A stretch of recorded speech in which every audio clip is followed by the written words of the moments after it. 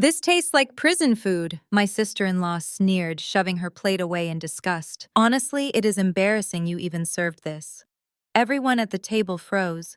I calmly folded my napkin, looked her dead in the eye, and said softly, "You might want to apologize before the chef walks back in." I am Jillian, 33 years old, and somehow I spent 5 years of my life acting as the silent bank account for a family of absolute parasites. As the director of VIP procurement and culinary experiences for ultra-high net worth individuals, I managed millions in assets and exclusive contracts. Yet in my own home, I was treated like an unemployed freeloader by people who could not even afford their own phone bills. Last Thanksgiving, they pushed me too far. Before I continue this story, let me know where you are watching from in the comments below. Hit like and subscribe if you have ever had to stand up to family who underestimated your worth. The crystal chandelier above my dining table cast a warm glow over the roasted turkey, the expensive silverware, and the carefully curated floral arrangements. It was supposed to be a peaceful Thanksgiving dinner, but my husband David had insisted on turning our home into a networking event. His sister Kelsey and her husband Brad had begged to bring a special guest to our family dinner. That guest was Mr. Harrington, a highly influential venture capitalist from Wall Street. Brad was desperately trying to secure a $5 million investment for his so-called revolutionary artificial intelligence startup. I knew for a fact that Brad possessed zero technical skills, and his company was nothing more than a flashy pitch deck built on empty promises. But David, always eager to please his family, had forced me to host this crucial dinner to help Brad seal the deal. Kelsey had been insufferable from the moment she walked through my front door. She paraded around my living room in a rented designer dress, treating my home like a cheap venue she was forced to endure. She had spent the first 2 hours of the evening loudly complaining about the ambient temperature, the choice of background music, and the brand of sparkling water I served. She was putting on a theatrical performance of wealth and sophistication for Mr. Harrington, hoping to convince the billionaire that she and Brad belonged in his exclusive social circle. Mr. Harrington sat at the right side of the table, remaining mostly quiet and observing the family dynamic with an unreadable expression. The main course had just been served. It was a flawless white truffle risotto prepared with ingredients that were nearly impossible to acquire unless you had deep connections in the global culinary underworld. Kelsey took one small bite, chewed dramatically, and then spat it out into her expensive linen napkin. She pushed her plate toward the center of the table with a loud scrape that made everyone jump. She leaned forward and glared at me across the table. "You used cheap supermarket mushrooms, did not you?" Kelsey asked, her voice carrying a sharp, mocking tone meant to ensure Mr. Harrington heard every single word. "This is exactly why I told Brad we should have booked a private room at a real restaurant. I cannot believe you would serve this garbage to a guest of this caliber. You are actively sabotaging my husband right now. This tastes like dirt. It is utterly humiliating that you call yourself a host while serving something that belongs in a cafeteria line." Brad immediately chimed in, adjusting his tie and offering an apologetic smile to the venture capitalist. "Please forgive my sister-in-law, Mr. Harrington," Brad said smoothly. "She does not work, so she spends most of her time at home watching daytime television. I suppose she tried her best to save a few pennies on the grocery budget. We are accustomed to a much higher standard of dining, but family is family, and we try to be tolerant of her limitations." I sat at the head of the table, perfectly still. I did not cry. I did not flinch. I slowly picked up my wine glass, taking a measured sip of the vintage Burgundy, while I let their insults hang in the dead air of the dining room. I looked at David, expecting my husband of 5 years to intervene to defend my honor, or at the very least to stop his sister from throwing a tantrum at our Thanksgiving table. Instead, David kept his eyes glued to his plate, shrinking into his chair like a coward. He gave a nervous little laugh and muttered something about how I should have just ordered takeout to avoid this embarrassment. That was the exact moment the last shred of my patience disintegrated. The illusion of our happy marriage shattered right there over a plate of risotto. Patricia, my mother-in-law, decided this was the perfect opportunity to assert her dominance. She set down her fork with a loud clatter and leveled a look of pure disdain at me. She smoothed the front of her outdated silk blouse and cleared her throat to ensure she had the attention of the entire room. "Jillian, the girl is absolutely right," Patricia said, her voice dripping with venomous condescension. "You should be deeply ashamed of yourself. David gives you $5,000 a month for household expenses. That is a small fortune. You do not have a job. You do not contribute to society. The absolute least you could do is use the generous allowance my son provides to hire a proper catering service for an important night like this. But no, you had to be cheap. You pocketed my son, hard-earned money, and slapped together this bland, tasteless mess. You are making David look like a fool in front of a highly respected investor." I set my wine glass down. The sharp clink of the crystal against the wood table silenced the room. I looked directly at Patricia, letting a cold, humorless smile spread across my face. "Is that what David told you, Patricia?" I asked, my voice low and steady, slicing through the heavy tension in the room. "He told you he gives me $5,000 a month to run this house." Patricia lifted her chin arrogantly. "My son is a senior regional manager. He works 60 hours a week to provide for you. He carries the entire financial burden of this marriage while you sit around doing absolutely nothing. He told me himself that he transfers a massive allowance to your account every single month. You are a lazy housewife who cannot even manage a simple grocery run without ruining everything." I shifted my gaze to David. His face had drained of all color. He looked like a deer caught in the headlights, his eyes darting frantically between me, his mother, and Mr. Harrington. He opened his mouth to speak, but no words came out. "David," I said, keeping my tone perfectly conversational, "do you want to tell your mother the truth, or should I?" David swallowed hard. "Jillian, please," he whispered, his voice trembling. "Not right now. We have company. Drop it." I leaned forward, folding my hands neatly on the table. "No, David. Your mother just accused me of stealing your hard-earned money and feeding your family cheap garbage. I think she deserves full transparency." I turned my attention back to Patricia, who was now looking slightly confused, but still defiant. "David does not give me $5,000 a month, Patricia," I said, clearly, ensuring every syllable echoed in the silent room. "In fact, David has not contributed a single dollar to this household in over 90 days. Your highly successful son was fired from his managerial position 3 months ago for gross incompetence and chronic absenteeism. He has been spending his days at the local golf course pretending to go to work, so you would not find out what a massive failure he is." Patricia gasped, clutching her chest. "That is a lie. You are a bitter, jealous liar. David, tell her she is lying." David stared at his hands, his face burning bright red. He could not look his mother in the eye.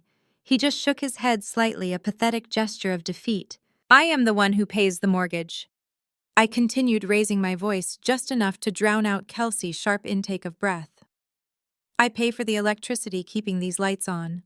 I pay for the premium insurance on David's car, which is currently 2 months behind on its lease, because he secretly spent his severance package on sports betting. I am the sole provider for this family. Every bite of food you have eaten in this house for the last 5 years was purchased with my money. So do not ever sit at my table and accuse me of pocketing an allowance that does not even exist." The silence that followed was deafening. Mr. Harrington slowly took a sip of his water, his eyes darting toward Brad, who suddenly looked very sweaty in his tailored suit. Kelsey's face contorted with rage. She slammed her hands flat on the table, desperate to regain control of the narrative and salvage the situation for her husband. "You are making this up because you are psychotic," Kelsey screamed, her voice shrill and grating. "You are trying to deflect from the fact that you ruined Brad's business dinner. We do not care about your marital problems. We care that you served us garbage. You are trying to sabotage a $5 million investment because you are a miserable, penniless nobody who cannot stand seeing my husband succeed. Mr. Harrington is used to the absolute finest dining in the world, and you served him literal dirt. You are a complete embarrassment to the concept of high society." David suddenly found his voice. His embarrassment morphed into aggressive rage. He slammed his fist onto the table, causing the wine glasses to rattle. Shut your mouth, Jillian, David roared, pointing a shaking finger at me. You are ruining my sister life right now. You are humiliating my family in front of a billionaire. I demand you apologize to Kelsey and Brad immediately. You do not talk to my mother that way, and you do not insult my family. I did not flinch. I did not raise my voice. I simply picked up my linen napkin, folded it with agonizing precision into a perfect square, and placed it beside my plate. I looked Kelsey dead in the eye. I strongly suggest you apologize to the kitchen before the chef walks back into this dining room, I said softly. Kelsey let out a loud, mocking shriek of laughter. The chef, she scoffed, rolling her eyes theatrically. What chef, Jillian?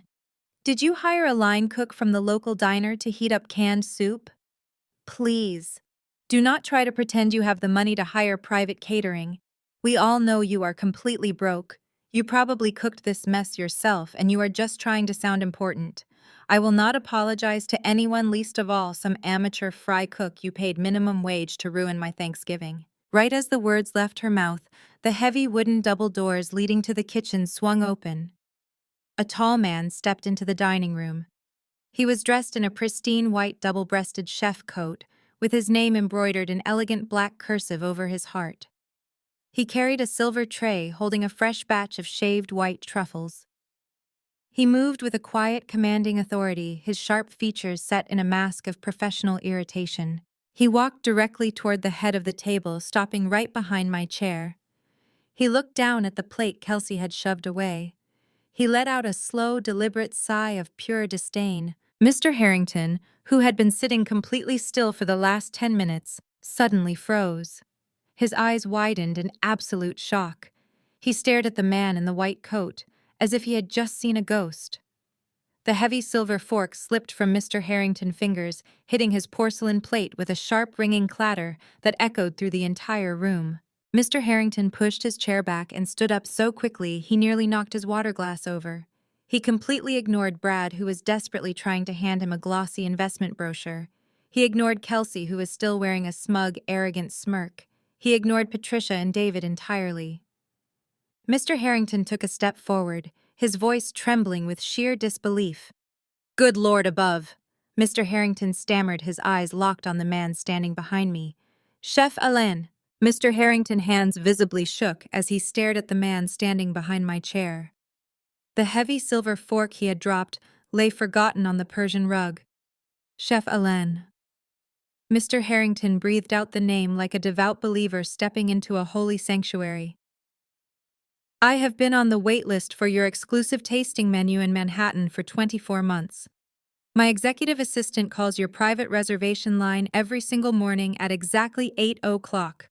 It is an absolute honor to be in your presence tonight." Before the brilliant French chef could utter a single word of greeting, Kelsey practically launched herself out of her dining chair. The rented sequins on her dress scraped against the mahogany table as she shoved her way past her husband to step directly into Mr. Harrington's line of sight. She plastered on a blindingly fake smile, her voice dripping with artificial sweetness and desperate ambition. "Well, Mr. Harrington, Brad and I just wanted to show you how much we deeply value your potential partnership." Kelsey lied without a single ounce of hesitation, her eyes darting frantically toward the chef, as if daring him to contradict her. "We pulled a tremendous amount of strings and paid an absolute fortune to fly the chef out here tonight. We wanted this Thanksgiving to be a truly elite experience for you. Consider it a small taste of what Brad Technology Company can bring to your prestigious investment portfolio. We believe in providing nothing but the absolute best." Chef Alain slowly turned his head to look at Kelsey. His expression did not change, but the temperature in the dining room seemed to drop 10 degrees. He looked at her rented dress, her fake smile, and the plate of perfectly crafted risotto she had just pushed away in disgust. He did not look angry. He looked utterly bored by her existence. "Who exactly are you?" Chef Alain asked, his thick French accent cutting through the air like a freshly sharpened blade. Kelsey's smile faltered for a fraction of a second before she forced it wider. "I am Kelsey, Brad's wife, the one who arranged the private wire transfer for your catering services tonight. I must say the presentation is a bit rustic, but we are thrilled you could make it. Chef Alain let out a low, humorless chuckle that made Brad swallow hard. I do not cook for private suburban dinner parties. Chef Alain stated, his voice echoing in the silent room. And I certainly do not cook for money. I own 3 restaurants globally. I flew on a private jet from New York to this house tonight for one reason and one reason only. He stepped around my chair and placed a gentle, respectful hand on my shoulder. He looked directly at Mr. Harrington, completely ignoring Kelsey entirely. I am here because Jillian asked me to come. Alain continued, his tone shifting to one of deep professional reverence. Jillian is the only person on this earth with the network and the influence to procure the flawless Alba white truffles I require for my winter menu. She is the exclusive procurement director for the global culinary elite. She controls the supply chain for ingredients that money simply cannot buy. When Jillian requests my presence at her personal Thanksgiving table, I cancel my services for the President of France, and I get on a plane. Kelsey's jaw dropped open. The color drained completely from her face, leaving her pale and trembling.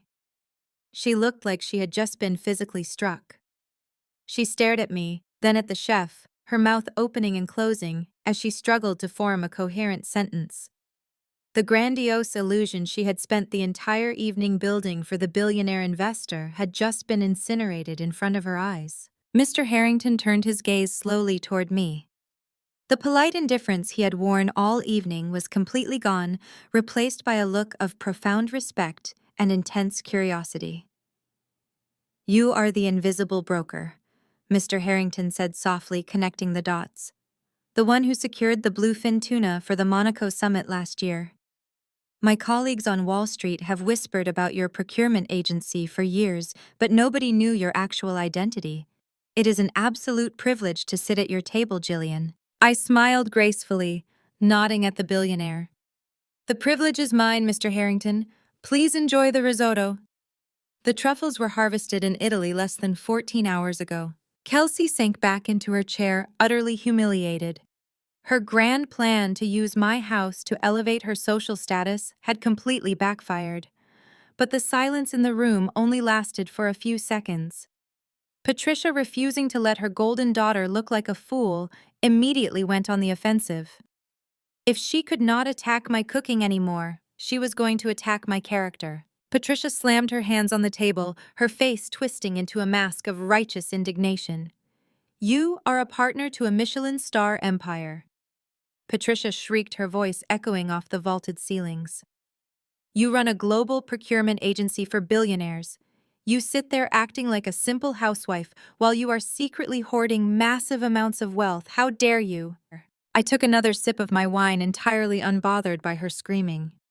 I never lied about my job, Patricia. I simply stopped talking about it, because every time I tried to share my professional milestones, you told me it was incredibly rude to brag while Brad was struggling to get a real job. Do not try to spin this on me, you selfish woman, Patricia yelled, pointing a shaking finger at my face. You sat in this house and watched my son David break his back working 60 hours a week to provide for you. You let him drown in the financial stress of managing this household while you secretly hoarded your millions. What kind of a wife hides her fortune while her husband suffers? You are deceitful and cruel. I let out a sharp, genuinely amused laugh. The sheer audacity of this woman was almost impressive. David is not suffering from financial stress because he is providing for me, Patricia. I said, my voice dangerously calm. David is suffering from financial stress because he has a gambling addiction he refuses to treat, and I kept my finances completely segregated because I know exactly who I married into. Patricia gasped, clutching her napkin. That is a vicious lie. My children are completely devoted to family. Are they? I challenged, leaning forward and resting my elbows on the table. If I had publicly disclosed the exact numbers in my corporate accounts, you would have drained every single cent I earned. You would have manipulated David into stealing my money to pay off Kelsey's massive credit card debts. Do not look at me like you are innocent, Patricia. I know exactly how you operate.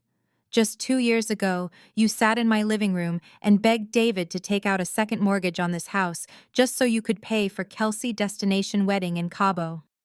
You wanted me to risk my home so your daughter could take pretty pictures on a beach. Kelsey's face flushed a dark, angry red. That was a family emergency. She shouted defensively. Brad and I needed a proper venue to network with potential investors. You are just a stingy, hoarding sociopath who hates seeing us happy. I ignored her completely, keeping my eyes locked on my mother-in-law. You demanded David drain his savings to buy Brad a luxury car because a tech CEO needs to look the part. I continued relentlessly laying out every toxic secret they had tried to bury. I hid my money because this family operates like a pack of starving wolves. The second you smell cash, you tear each other apart trying to get a piece of it. I refuse to let my hard work become the funding source for your pathetic attempts to buy your way into high society. Mr. Harrington slowly wiped his mouth with his napkin. He looked around the table, taking in the screaming mother-in-law, the humiliated sister, and the sweating, panicked husband. The billionaire had clearly seen enough. He was a man who valued discretion, competence, and reality. He had just witnessed a masterclass in delusion from Brad and his family. Mr. Harrington pushed his chair back and stood up. He buttoned his suit jacket with calm precision. I want to thank you for your incredible hospitality, Jillian. Mr. Harrington said, his voice entirely ignoring the screaming match happening around him. The risotto was indeed flawless. Chef Alain, it is always a pleasure. I will be having my assistant reach out to your agency, Jillian. I have an upcoming charity gala in Geneva, and I require someone with your specific set of skills. Brad jumped up so fast his chair crashed to the floor behind him. He scrambled around the table, desperately waving his glossy artificial intelligence pitch deck in the air. Wait, Mr. Harrington, Brad pleaded, sweat beading on his forehead. You cannot leave yet. We have not even discussed the $5 million seed round. My algorithm is going to change the entire landscape of predictive market analysis. If you just give me 20 minutes to show you the projections. Mr. Harrington stopped and looked at Brad. The billionaire expression was devastatingly cold. It was the look of a man stepping over a puddle on the sidewalk. Brad, Mr. Harrington said, his tone flat and professional. I have been in venture capital for 30 years. I invest in people, not just ideas. And tonight I have seen exactly how you and your wife operate. You lie to claim credit for other people's work. You insult the host who opened her home to you. You rely on manipulation rather than competence. Your algorithm might be brilliant, though I highly doubt it, but your character is a massive liability. I do not do business with liabilities. Good evening. Mr. Harrington turned and walked out of the dining room. The heavy front door clicked shut a moment later. The silence he left behind was suffocating. Brad stood frozen in the middle of the room, staring at the doorway as his dreams of becoming a Silicon Valley billionaire evaporated into thin air. His face turned a dangerous shade of purple. He spun around and glared at me, his eyes wide with unhinged fury. You planned this! Brad screamed, throwing his pitch deck onto the table where it scattered across the truffle risotto. You intentionally humiliated us. You knew he respected that chef, and you used it to make us look like fools. You just cost my company $5 million. You destroyed my life because you are a jealous, spiteful woman. Kelsey burst into loud, theatrical tears, burying her face in her hands. She ruined everything. Kelsey sobbed loudly, ensuring David and Patricia heard her heartbreak. We are going to lose the lease on the condo. Brad investors are going to pull out. She did this on purpose. She hates us. Kelsey looked as though the air had been violently sucked out of her lungs. Her jaw hung open, her spray-tanned complexion draining to a sickly, chalky white. She stared at the world-renowned culinary master standing in my dining room, completely unable to process the magnitude of her own humiliation. Chef Alain gave Mr. Harrington a brief, respectful nod before turning his icy gaze back to Kelsey. He did not raise his voice, but his words carried the sharp, unforgiving weight of a guillotine. I suggest you educate yourself on the ingredients placed before you before declaring them garbage. Chef Alain stated, his voice ringing with absolute authority. The truffles on that plate cost more than the rented dress you are currently wearing. Now, if you will excuse me, I have a kitchen to oversee for a host who actually understands the meaning of taste. Chef Alain turned on his heel and strode back through the double doors, leaving absolute devastation in his wake. Patricia could not handle watching her golden daughter sit there looking like a complete fool. The sudden realization that I was not a broke, unemployed housewife, but a powerful executive operating in the upper echelons of the culinary world did not make Patricia apologize. It made her incredibly vicious. "You manipulative, deceitful wretch!" Patricia shrieked, her hands gripping the edge of the mahogany table so hard her knuckles turned white. "You are an exclusive partner to Michelin star restaurants. You deal with billionaires. Why in the world have you been hiding this from your own family? You sat here for 5 years watching my son work himself to the bone, watching him drown in the financial responsibility of providing for you while you secretly hoarded a massive fortune. What kind of sick, selfish woman hides her wealth from her own husband?" I laughed, a sharp, cold sound that sliced right through Patricia manufactured outrage. "I hid my wealth because you are a financial parasite, Patricia." I fired back, keeping my posture perfectly relaxed. "If I had ever disclosed a single digit of my corporate assets, you would have immediately swooped in to drain my accounts dry. Do not pretend you care about David's suffering. You only care that you missed out on an open checkbook." Kelsey, recovering a fraction of her voice, slammed her hand on the table. "That is a lie. My mother is incredibly generous. You are just a stingy, hoarding psychopath." "Generous with whose money, Kelsey?" I challenged, leaning across the table and locking eyes with my sister-in-law. "Because it certainly is not yours. Shall we talk about the reality of your finances right now?" 2 months ago, Patricia practically begged David to tap into our joint emergency fund because your American Express card was maxed out at $40,000. You bought 3 Chanel bags a week in Aspen and a set of veneers you could not afford, and your mother tried to make your brother foot the bill. I had to manually freeze the joint account to stop David from wiring you the funds to cover your pathetic attempt at an influencer lifestyle. She is your family." Patricia screamed, her face turning an alarming shade of purple. "Family supports each other? You have millions of dollars flowing through your agency, and you refused to help your sister-in-law when she was in a minor financial bind. You are truly evil. Family supports each other through genuine hardship, Patricia, not through a shopping addiction." I countered, relentlessly laying out every toxic secret they had tried to bury. "I watched you actively manipulate David for years.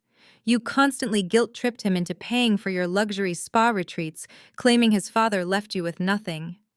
But the truth is, you blew through your own husband's life insurance payout in less than 3 years. You expected me to be the next host you could attach your blood-sucking mouths to.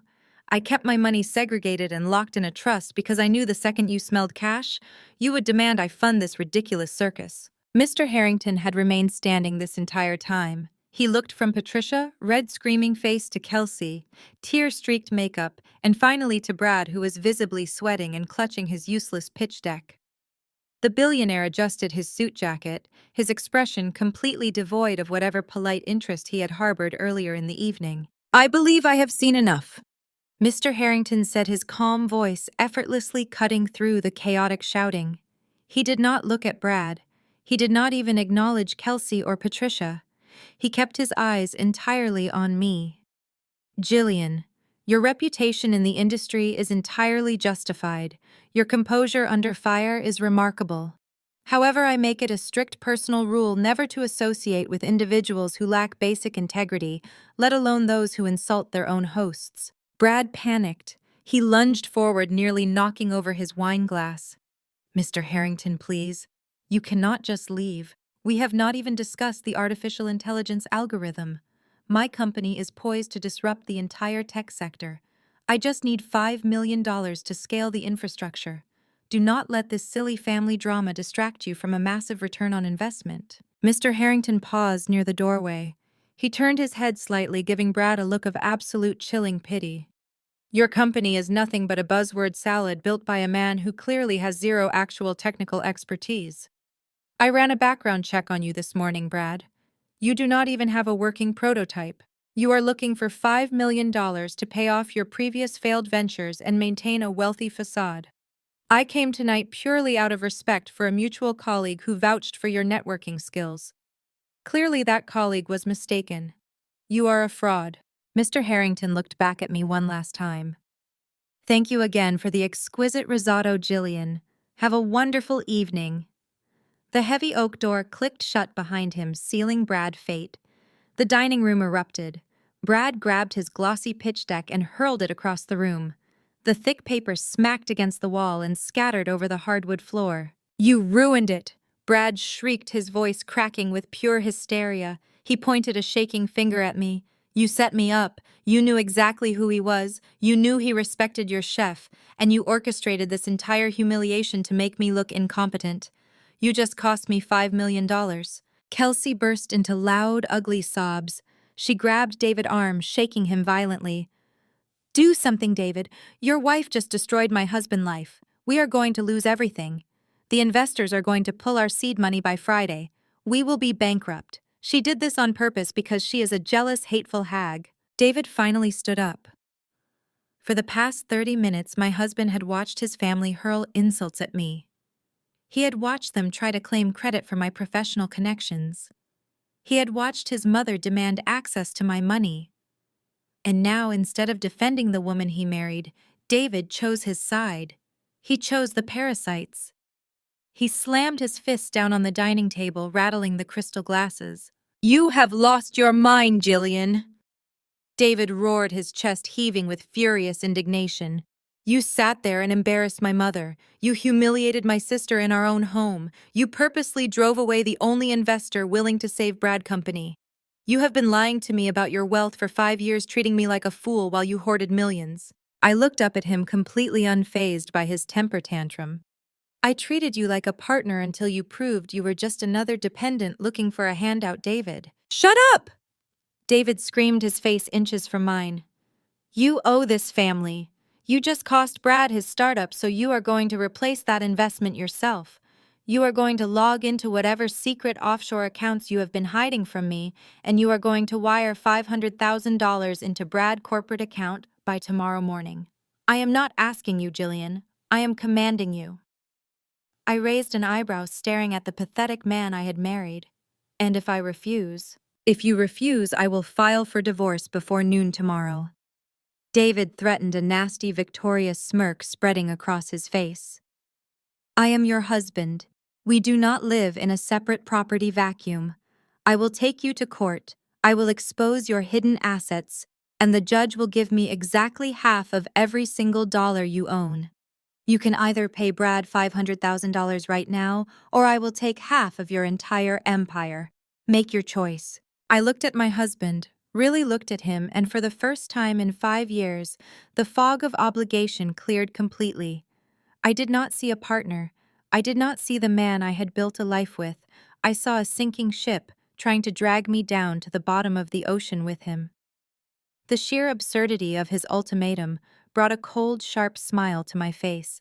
David, I said, my voice cutting through the hysterical sobbing coming from Kelsey. You are threatening me with a divorce settlement in a state where I hold every single piece of leverage.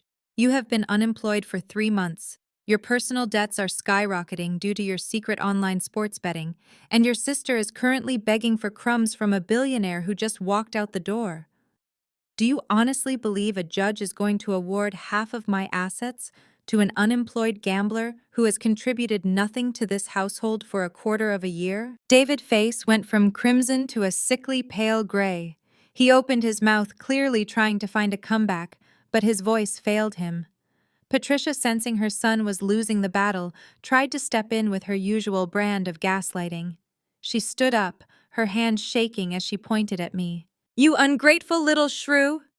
Patricia shrieked, her voice vibrating with genuine malice. David has supported you for years. He gave you a name. He gave you a social standing you never could have achieved on your own with your little catering hobbies. You are nothing without this family, and you would be absolutely nothing without my son. You will wire that money to Brad right now, or I will make sure the entire social circle in this city knows exactly what kind of manipulative hoarding snake you are. I turned to Patricia, my eyes unblinking.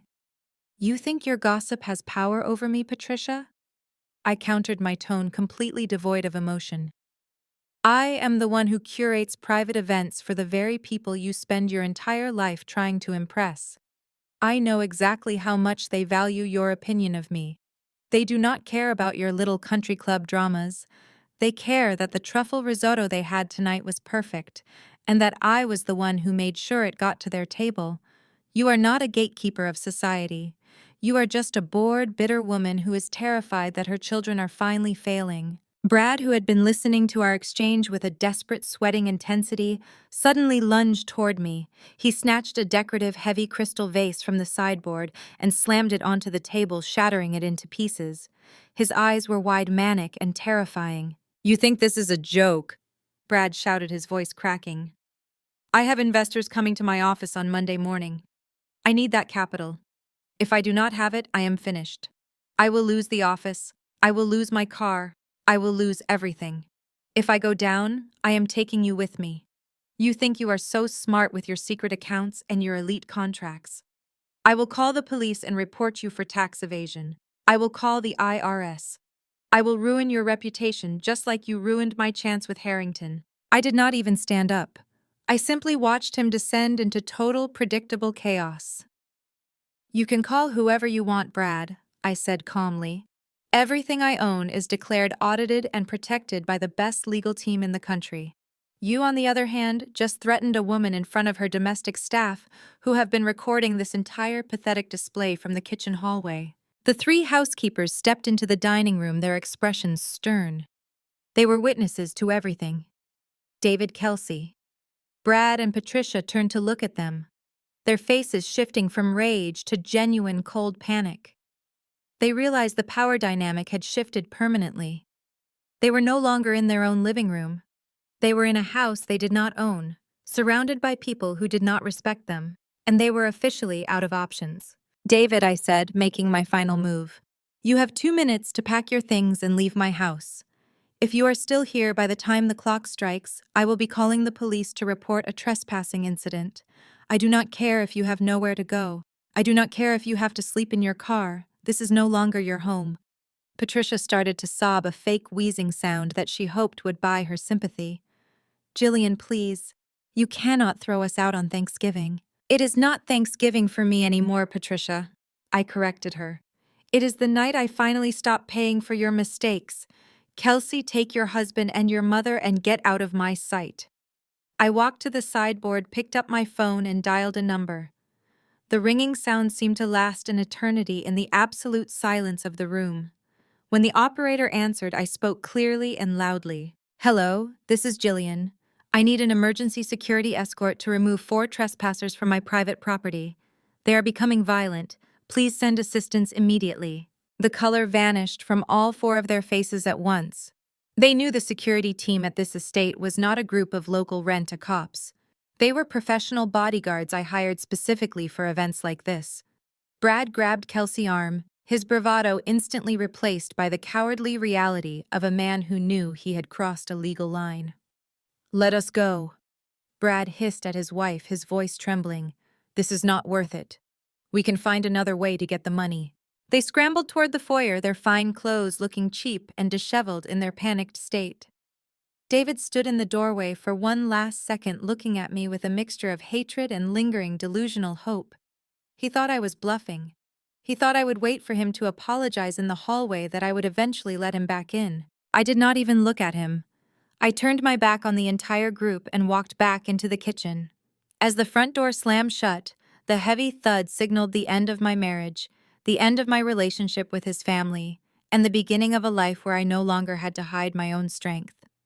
I grabbed a fresh glass and poured myself a drink, listening to the security guards lead them off my property. I had just purged the parasites from my life, and for the first time in 5 years, the air in my own home felt clean again. But as the silence settled over the house, I realized the war was just beginning. They had nothing to lose, and people with nothing to lose are the most dangerous.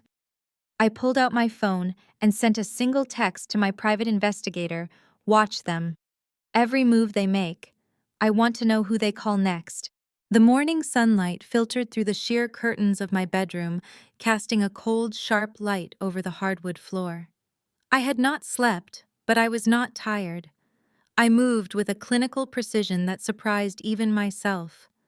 I walked into David's walk-in closet, pulled his expensive leather suitcases from the top shelf, and began throwing his clothes inside.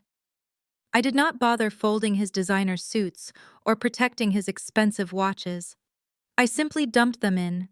Pell-mell zipped the heavy bags shut and dragged them out to the second-floor landing. I hauled all 4 suitcases down the grand staircase. The wheels bumped loudly against the wood, a rhythmic thud that echoed through the quiet house. I opened the heavy oak front door and shoved the bags onto the concrete porch. The crisp November air rushed in, carrying the scent of frost and absolute finality. Behind me, I heard the slow shuffle of footsteps.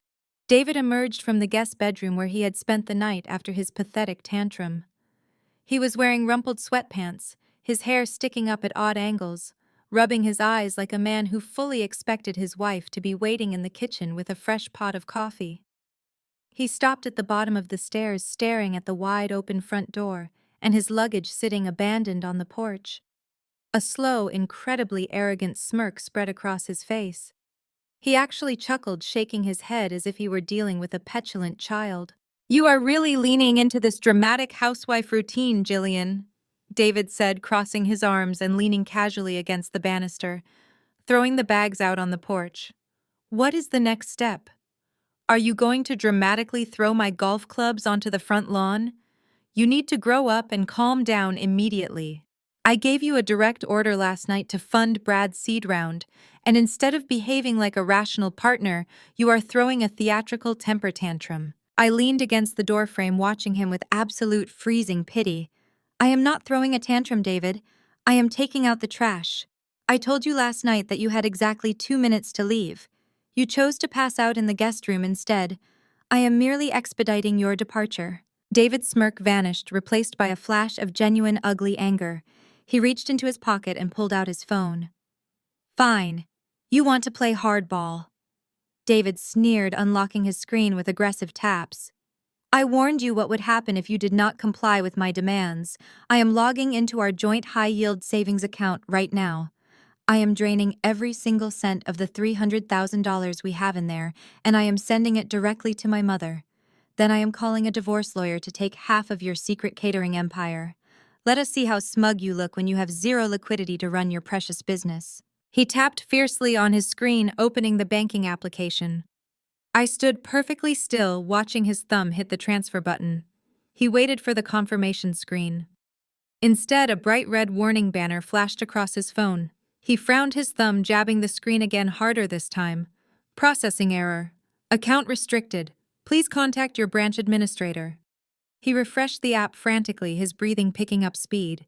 His available balance read absolute zero. "What did you do?" David yelled, looking up at me with wild, panicked eyes. "Why is the account locked?" "I revoked your access at exactly midnight," I stated, my voice echoing coldly in the grand foyer. "I called my private wealth manager while you were snoring in the guest room. Since I am the primary account holder and the sole source of income depositing into that fund, I had the full legal right to freeze all outgoing transfers pending a formal separation agreement. You cannot touch a single dollar." "That is illegal!" David screamed, stepping toward me with his fists clenched. "That is marital property, Jillian. You cannot just lock me out of my own money. I will call the bank right now and report you for financial abuse." Financial abuse. I laughed, stepping forward, so we were standing inches apart. "Please, David, call the bank. Put them on speakerphone. While you have the fraud department on the line, maybe you can explain to them why a supposedly unemployed man has been making weekly wire transfers of $5,000 to an offshore sports betting syndicate based in Costa Rica." The blood completely drained from his face, leaving him looking like a ghost. His phone slipped slightly in his sweaty grip. He opened his mouth, but no sound came out. "I run an international procurement agency, David. I track complex supply chains across 4 continents for a living." I continued, my voice sharp and unforgiving. "Did you honestly believe you could hide a massive gambling addiction from me using a shared internet connection in my own house? I know exactly how much debt you are in. You owe over $80,000 to bookies.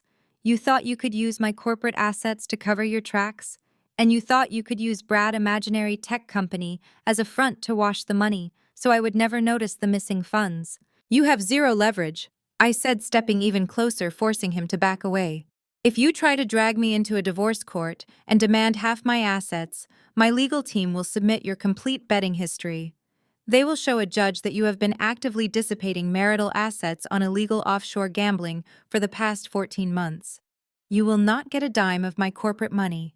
In fact, the court will likely order you to pay me restitution for the shared funds you secretly squandered.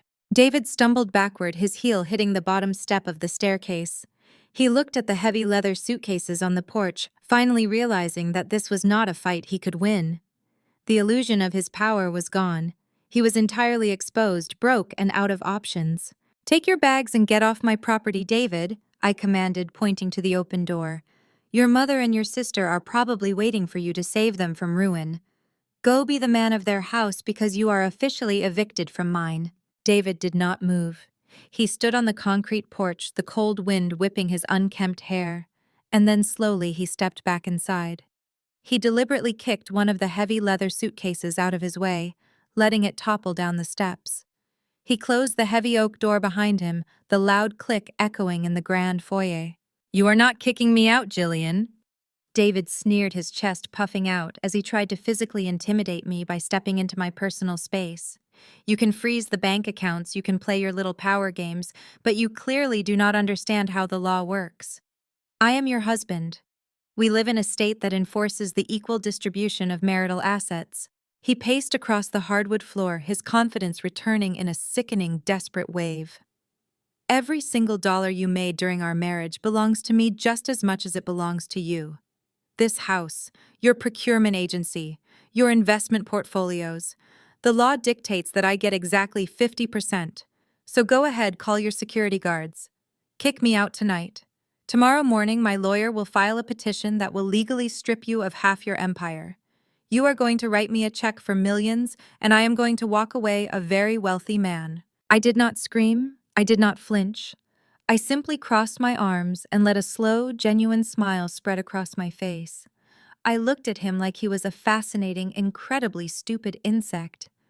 "You really are delusional, David," I said softly, my voice dripping with absolute condescension. "You have spent so much time living in your mother fantasy world that you have completely lost touch with reality." I turned my back on him and walked into the adjacent study. I opened the biometric safe hidden behind the mahogany bookshelf. My fingers tapped the keypad with practiced precision. I reached inside and pulled out a thick, legal-sized envelope. I walked back into the foyer and tossed the envelope directly at his chest. It hit him with a heavy smack before sliding down his shirt and landing on the floor between his feet. "What is this?" David asked, eyeing the envelope suspiciously. "Your reality check." "Open it," I demanded. David bent down, his hands slightly trembling as he picked up the envelope. He pulled out the thick stack of stapled papers. I watched his eyes scan the bold, capitalized letters at the top of the first page. "Prenuptial and Asset Segregation Agreement." "Did you actually forget, David?" I asked, enjoying the exact moment the blood completely drained from his face. "Or did you just miraculously convince yourself that the past never happened?" He stared at the paper, his mouth opening and closing in shock. "This does not mean anything. A judge will throw this out." "A judge will enforce it to the letter," I corrected him sharply. "Let us take a quick walk down memory lane, shall we? 5 years ago, exactly 6 months before we got married, I found out about your little secret. You were not just a casual sports bettor. You were drowning in over $400,000 of syndicate gambling debt. The people you owed money to were not the kind of people who send polite collection letters. They were threatening to show up at your corporate office. They were threatening to physically destroy you." David swallowed hard, his eyes glued to the document as if hoping the words would magically change. "I saved your life." I continued, taking a step forward, forcing him to look at me. "I liquidated my own private stock options to pay off those dangerous men. I wiped your slate completely clean. But I am not a fool, David. I knew exactly what kind of weak, spineless man I was dealing with. So as a condition of paying off your massive illegal debt, I made you sign that prenuptial agreement." I pointed at the papers, shaking in his hands. "Read Clause 4. It specifically states that you voluntarily waive any and all rights to my income, my businesses, my properties, and any future assets I acquire. It states that all finances are strictly segregated. You had your own independent attorney review it. You signed it in front of a notary. It is an ironclad, legally binding contract. You forced me! David stammered, his voice cracking with pure panic. I signed this under duress. I had no choice. You had a choice. I fired back.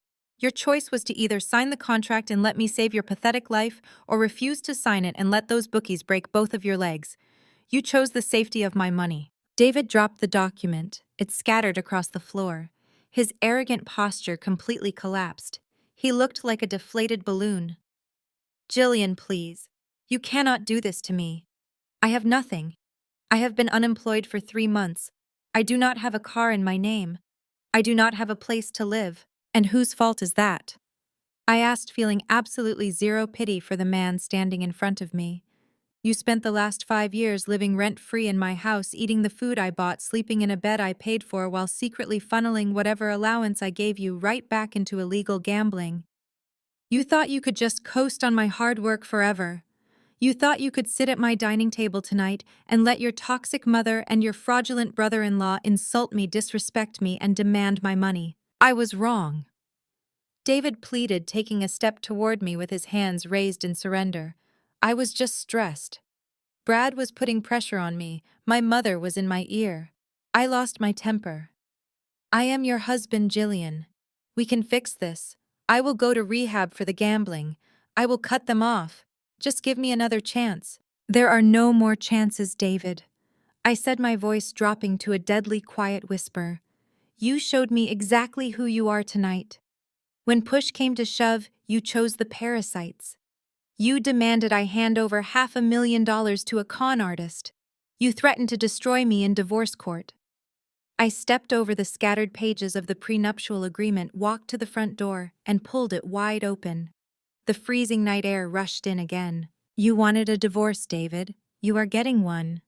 But you are walking out of this marriage exactly the way you walked into it. Broke, pathetic, and completely alone. Now get off my property before I have the security team physically drag you out to the curb. David stood frozen on the threshold, the freezing wind whipping his rumpled sweatpants against his legs.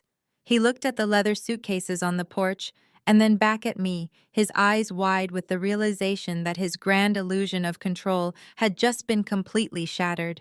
He had no money, no leverage, and no home. Before he could even attempt to formulate a pathetic apology, the sound of aggressive stomping footsteps echoed down the hallway. Patricia and Kelsey came storming out of the living room, their faces twisted into identical masks of arrogant fury. They had clearly been eavesdropping, and instead of accepting defeat, Patricia was doubling down. You are not kicking my son out of anywhere! Patricia shrieked, marching directly toward me with her chin held high. She shoved David aside, treating him like an inconvenient obstacle, and planted herself firmly in the center of my foyer. Kelsey flanked her mother, crossing her arms with a triumphant sneer. You really thought you could just push us around because you have some secret bank accounts? Kelsey scoffed, her voice dripping with venom. You are the one who needs to call a cab, Jillian. Patricia violently unclasped her oversized designer handbag and began digging frantically inside. I knew exactly what she was looking for. She had threatened to use this piece of paper every time she felt her authority slipping over the past 4 years. She yanked out a thick folded piece of parchment paper and slammed it down onto the polished surface of the entryway console table. She smoothed it out with a shaking, aggressive hand. Read it and weep, you deceitful little fraud. Patricia yelled, pointing a manicured finger at the document. That is the original property deed. This house is legally in my name and David's name. I am the one who wired the $200,000 down payment 4 years ago when you two bought this place. I secured this estate. You are nothing but a squatter in my family home. Now pack your cheap bags and get out into the street where you belong. David let out a strange, strangled gasp. He took a massive step backward, his back hitting the open door frame. He looked at the deed on the table, and then looked at me with sheer, unadulterated terror in his eyes. Mom, put that away. David pleaded, his voice cracking into a high-pitched whine. Just put it away right now. Shut up, David. Patricia snapped, not even looking at him. I will not let this woman disrespect our family. This is our property. I did not flinch. I did not blink. I simply let out a low, echoing laugh that made Kelsey completely drop her victorious smile. I walked over to the console table, barely glancing at the useless piece of paper Patricia was guarding like a religious artifact. I reached into the deep pocket of my blazer and pulled out a pristine, heavy manila envelope. I dropped it right on top of Patricia's outdated deed. The envelope slid open, revealing a thick legal packet bound with a bright crimson-red bank seal. "You really should pay closer attention to your son gambling habits, Patricia," I said, my voice dangerously calm and laced with absolute authority. "Because if you did, you would know that your precious $200,000 down payment evaporated into thin air exactly 2 years ago." Patricia froze. Her eyes darted from my face to the red seal on the document. "What are you talking about?" "I am talking about reality," I stated, stepping closer to the table and tapping the red seal. "Open the file, Patricia. Read it." Her hands trembled as she pulled the heavy packet from the envelope. The official crest of the National Bank sat boldly at the top of the page. I watched the color drain out of her face completely as her eyes scanned the bold legal print. "Let me summarize it for you, since legal jargon seems to confuse this family," I continued relentlessly. 2 years ago, your son got desperate. His syndicate bookies were demanding payment, so he secretly forged documents and took out a massive second mortgage on this exact property. He drained every drop of equity from this house, including your down payment, and threw it away on illegal sports bets. 6 months later, he defaulted. The bank initiated a quiet foreclosure. They were going to seize the house and throw you all into the street. Kelsey gasped, taking a step away from David as if he were suddenly contagious. "You lost the house!" she shrieked at her brother. "I saved the house," I corrected sharply, keeping my eyes locked on Patricia, whose hands were shaking so violently the paper was rattling. Instead of letting the bank evict us, I stepped in. I bypassed David completely and paid off the entire defaulted mortgage in cash using my corporate trust. In exchange, the bank legally transferred the sole ownership of this estate directly to my private holding company. David signed away his name and your name to avoid facing federal charges for mortgage fraud. I leaned forward, my face inches from Patricia's horrified, pale features. "Look at the final page, Patricia. Look at the bright red seal. This property is owned entirely by an LLC that I control with absolute exclusivity. Your down payment was swallowed by your son's debts. You have zero equity. You have zero claim. You are standing in my house, standing on my imported rug, breathing my air." Patricia dropped the document. It hit the console table with a heavy thud. She turned her head slowly, her eyes wide and wild, staring at David, who was currently cowering against the doorframe, refusing to make eye contact with his mother. "Is it true?" Patricia whispered, her voice cracking. "Did you lose my investment? Did you sign away my house?" David swallowed hard, staring at his feet. "I had no choice, Mom. The bookies were threatening to come to your house next. Jillian paid them off. She made me sign the transfer." Patricia let out a guttural sound of pure defeat. The absolute certainty of her upper-class illusion was entirely shattered. The grand family estate she loved to brag about at her country club luncheons actually belonged to the daughter-in-law she had despised and belittled for 5 years. "Now that we have cleared up the real estate confusion," I said, walking to the front door and picking up David's coat from the coat rack. I threw the jacket directly at his face. "The eviction notice stands. You have exactly 30 seconds to grab your mother, grab your sister, and step off my property before I have you all arrested for criminal trespassing." Kelsey slowly pushed herself up from the hardwood floor. The fake tears dried instantly, replaced by a cold, calculating glare. She looked at me, then at David, and finally at her mother, who was still slumped on the velvet sofa in a state of catatonic shock. Kelsey grabbed Patricia by the arm, hauling her up with unnecessary force, and marched her toward the front door. David followed them like a beaten dog, his shoulders hunched against the freezing night air. I stood in the doorway and watched them scurry down the long, sweeping driveway. But they did not leave. They stopped near the heavy iron gates where Brad had parked his leased Porsche Panamera. I closed the front door, locked the deadbolt, and immediately walked upstairs to the master suite. I knew these people too well. Desperation breeds stupidity, And Brad was the most desperate man I had ever met. He was facing federal prison. He was not going to drive away empty-handed. I walked into my master bathroom and turned the shower on full blast. The hot water drummed loudly against the glass enclosure, sending thick clouds of steam rolling out into the bedroom. I left the bathroom door wide open to ensure the sound carried perfectly down the second-floor hallway.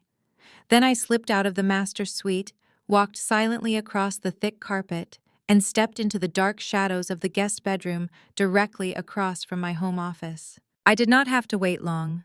Less than 10 minutes later, I heard the faint metallic click of the side patio door. David still had the access code to the secondary keypad. Soft, hurried footsteps echoed on the back staircase. Brad and Kelsey were creeping up to the second floor, their breathing ragged and shallow. They paused at the top of the stairs, listening to the rushing water from my shower. "She is in there," Kelsey whispered, her voice tight with adrenaline.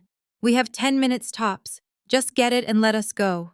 Brad pushed open the double doors to my home office. The room was bathed in the pale moonlight filtering through the plantation shutters. I watched from the darkness of the guest room as they moved quickly across the Persian rug.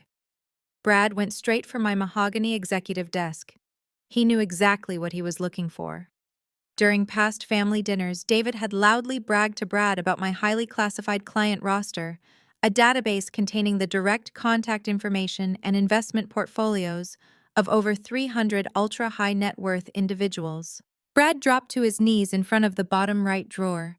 He pulled a small flat metal tool from his jacket pocket and jammed it into the brass lock.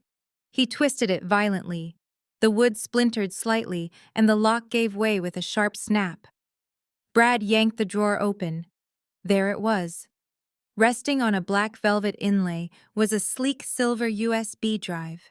It was clearly labeled with a crisp white sticker, reading Tier 1 Global Investors. Brad snatched the drive from the drawer, his hands shaking with greedy excitement. He held it up in the moonlight, a sickeningly arrogant smile spreading across his face. He looked at Kelsey, his panic entirely replaced by sheer, unadulterated smugness. "I do not even need her pathetic money anymore," Brad whispered, his voice trembling with manic joy as he clutched the silver drive. "Do you have any idea what kind of leverage this gives me? This list is worth tens of millions of dollars to the right competitor. I can sell this database to Vanguard rivals and use the payout to balance my ledger before the audit. Jillian just handed me the keys to the kingdom." Kelsey smirked, her posture straightening as her arrogant confidence flooded back. "I told you she was stupid," Kelsey whispered back, checking the hallway. "Let us get out of here before she finishes washing her hair." They pushed the drawer shut, turned around, and practically sprinted down the hallway. I stayed perfectly still in the shadows, listening as they scrambled down the stairs and out the patio door. I heard the distant, muffled roar of the Porsche engine starting up and speeding away into the night. I stepped out of the guest room and walked calmly into my office. I looked down at the forced lock and the splintered wood on my desk.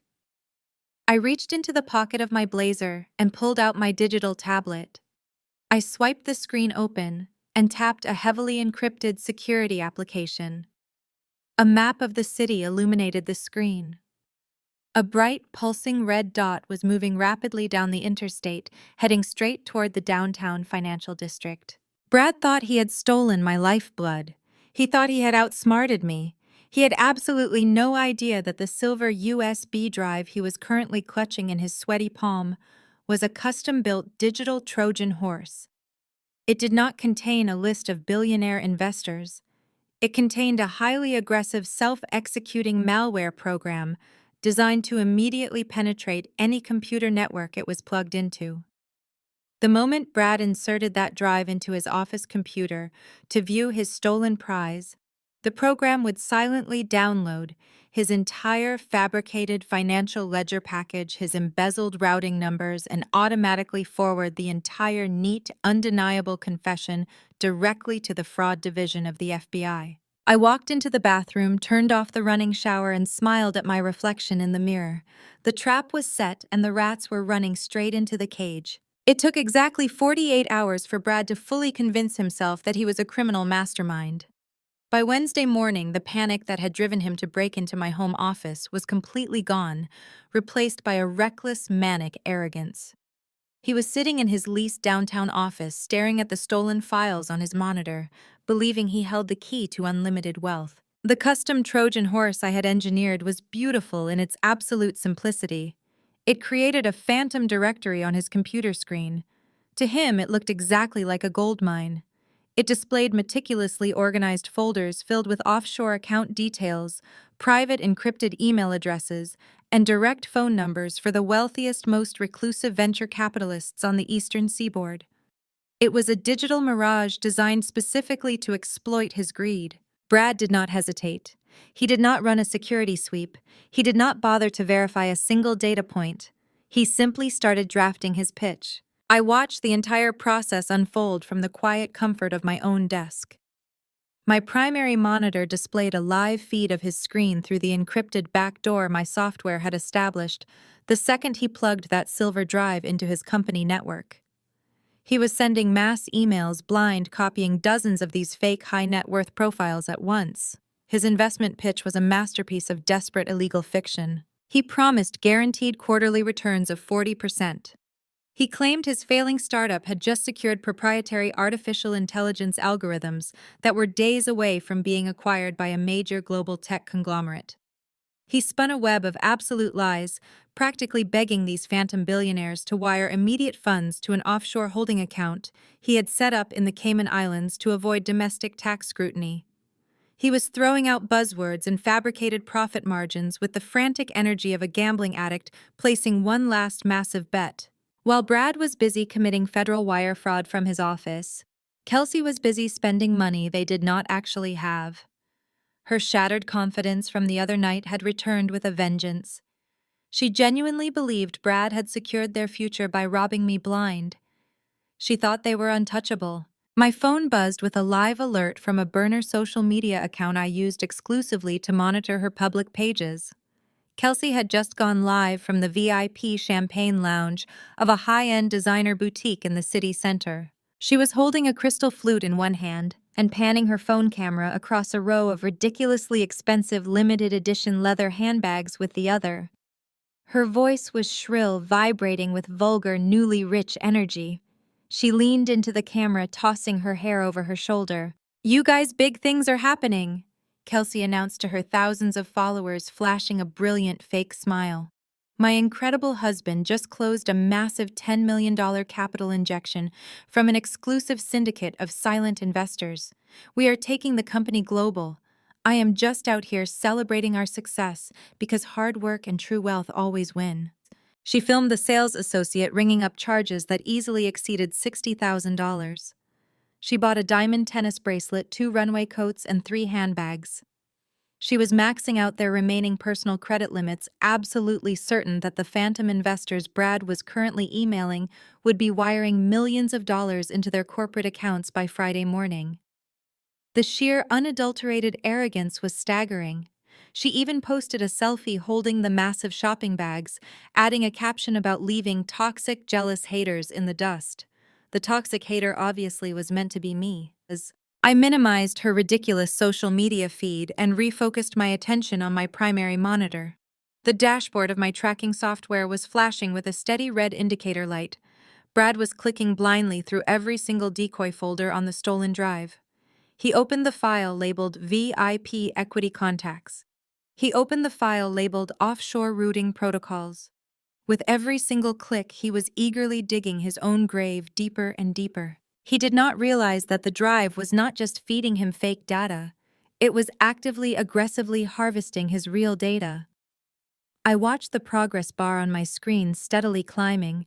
The software had already bypassed his primitive corporate firewall. It was currently scraping his entire hard drive for the exact documents Kelsey had so helpfully confessed to me the night she begged on my foyer floor. The software located the fabricated quarterly earnings reports.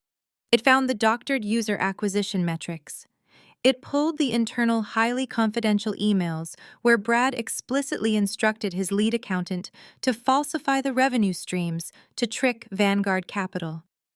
The malware gathered every single piece of damning evidence, packaged it neatly into an encrypted file, and established a secure, untraceable outbound connection. I leaned back in my leather chair, took a slow sip of my black coffee, and watched the final transmission sequence begin.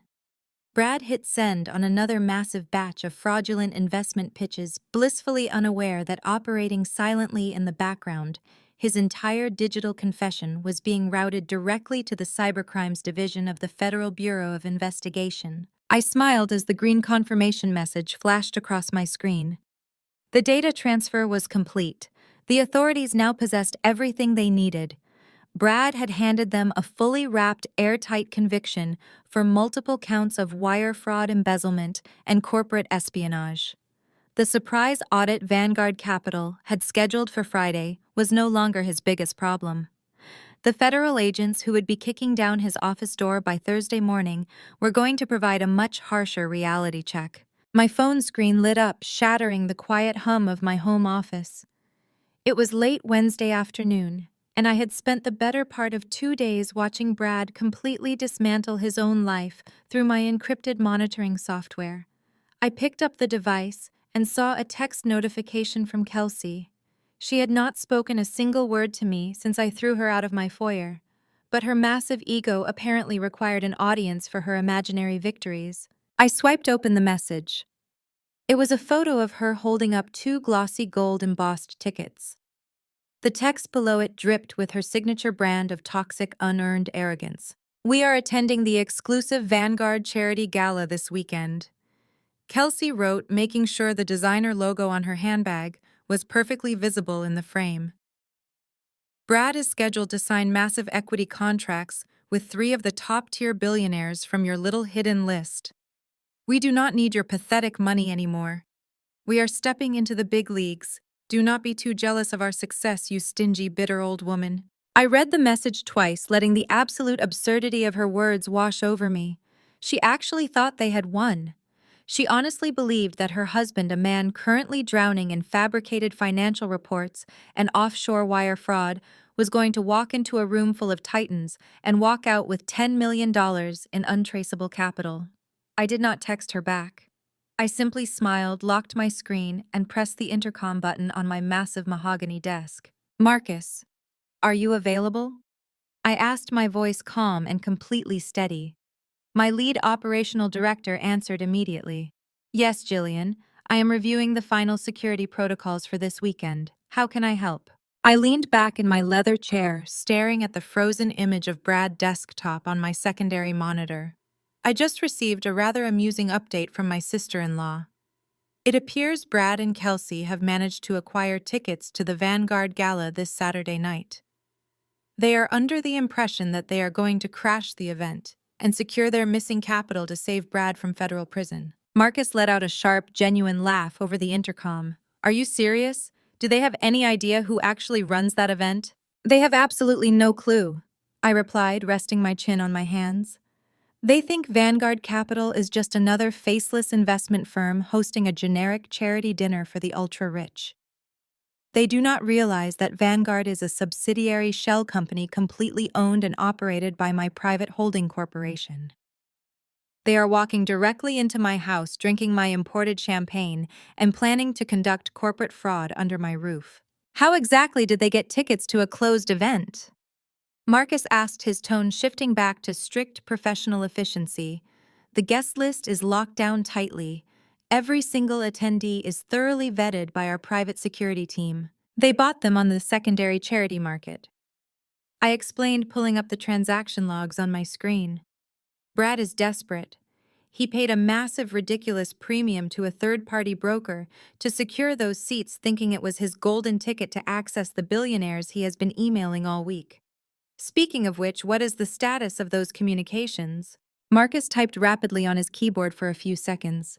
He swallowed the bait completely, Jillian.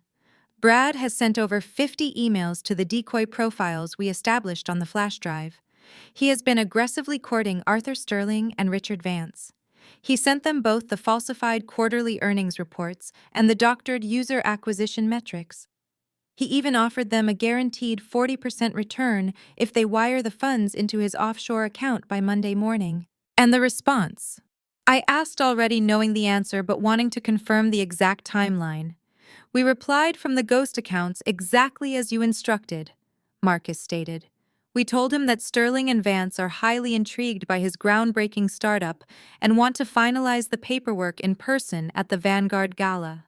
We told him to bring the hard copies of the investment contracts to the private VIP lounge on the second floor at 9 o'clock sharp.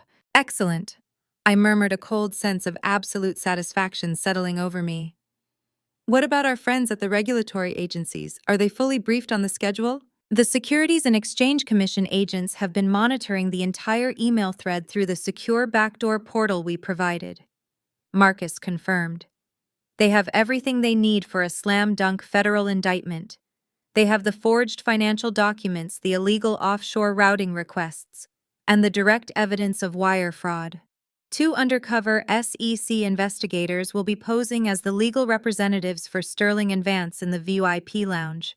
When Brad hands over those fraudulent contracts and asks for the $10 million, they will cuff him right there in his rented tuxedo. Kelsey thinks they are stepping into the big leagues, I said softly, looking back at my darkened phone screen. She is going to get a very harsh lesson in how the big leagues actually operate. They do not tolerate parasites who steal from the ecosystem. Should I alert the gala security team to keep an eye on them when they arrive? Marcus asked. Yes, I replied. Let them through the front doors without any hassle. Let Kelsey take her ridiculous selfies on the red carpet. Let them drink and mingle and feel like they have finally made it to the absolute top of the social ladder. I want them to feel completely untouchable right up until the moment the floor falls out from under them. Understood, Marcus said. I will finalize the briefing with the SEC agents and make sure the VIP lounge is prepped for the meeting. Do you want to be in the room when the trap snaps shut? I would not miss it for the world, I answered. Brad tried to rob me in my own home. It is only fitting that I watch him lose his freedom in my own venue. I ended the intercom call and picked up my phone again.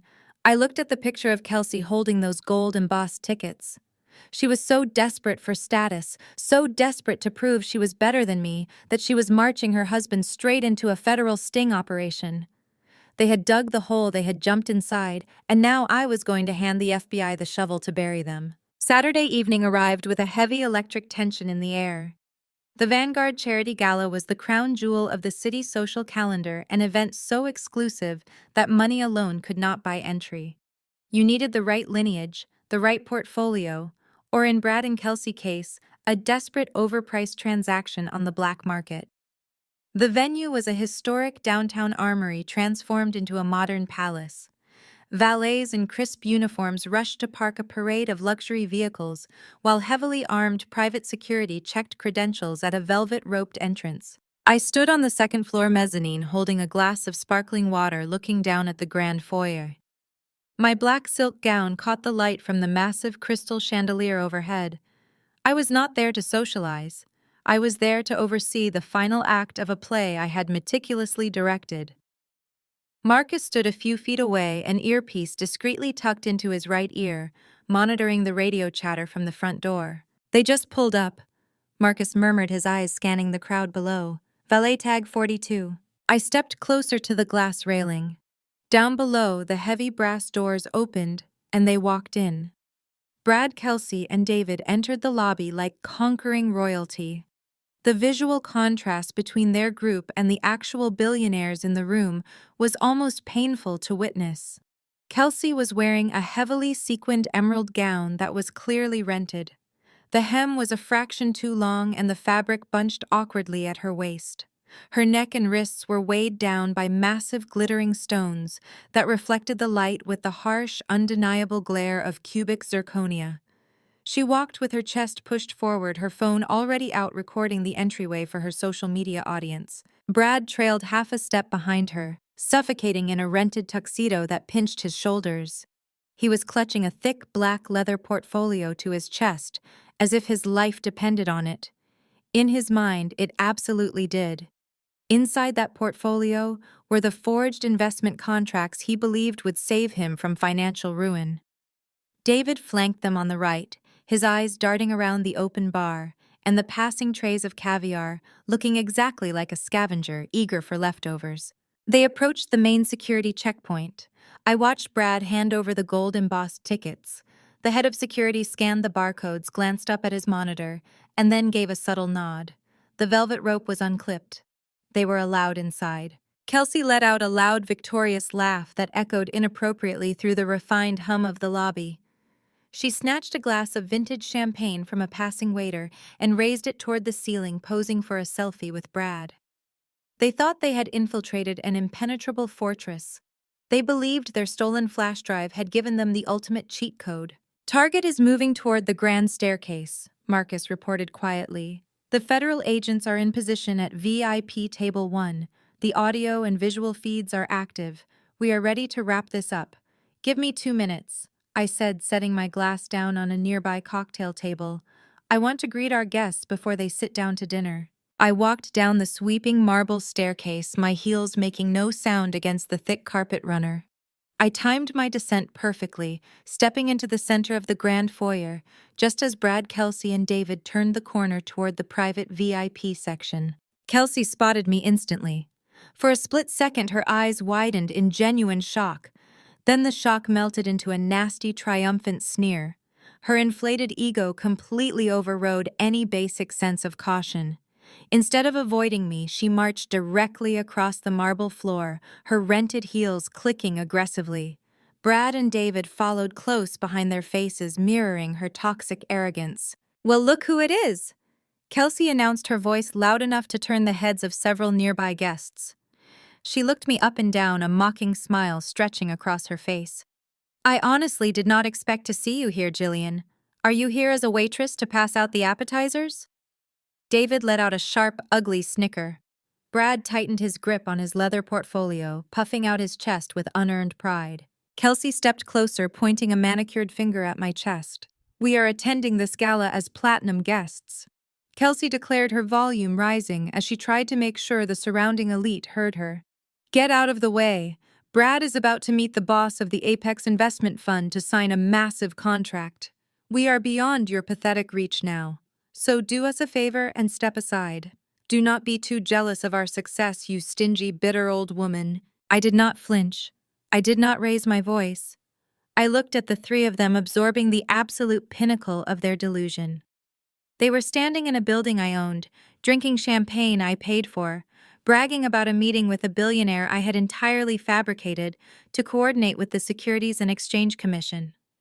The sheer perfection of the moment was intoxicating. I smiled warmly, taking a deliberate step back and sweeping my hand toward the heavy oak doors leading to the private lounge. "Good luck," I said, my voice perfectly calm and even. "He is waiting for you at VIP table number 1. Kelsey scoffed, tossing her hair over her shoulder, completely missing the finality in my tone. She grabbed Brad by the arm, and the three of them marched through the doors, eager to claim a fortune that did not exist. I stood in the lobby and watched the doors swing shut behind them, knowing the trap was about to snap shut. The heavy oak doors did not lead to a secluded meeting room, but rather opened up into the breathtaking expanse of the Vanguard Grand Atrium. The space was a masterclass in absolute opulence.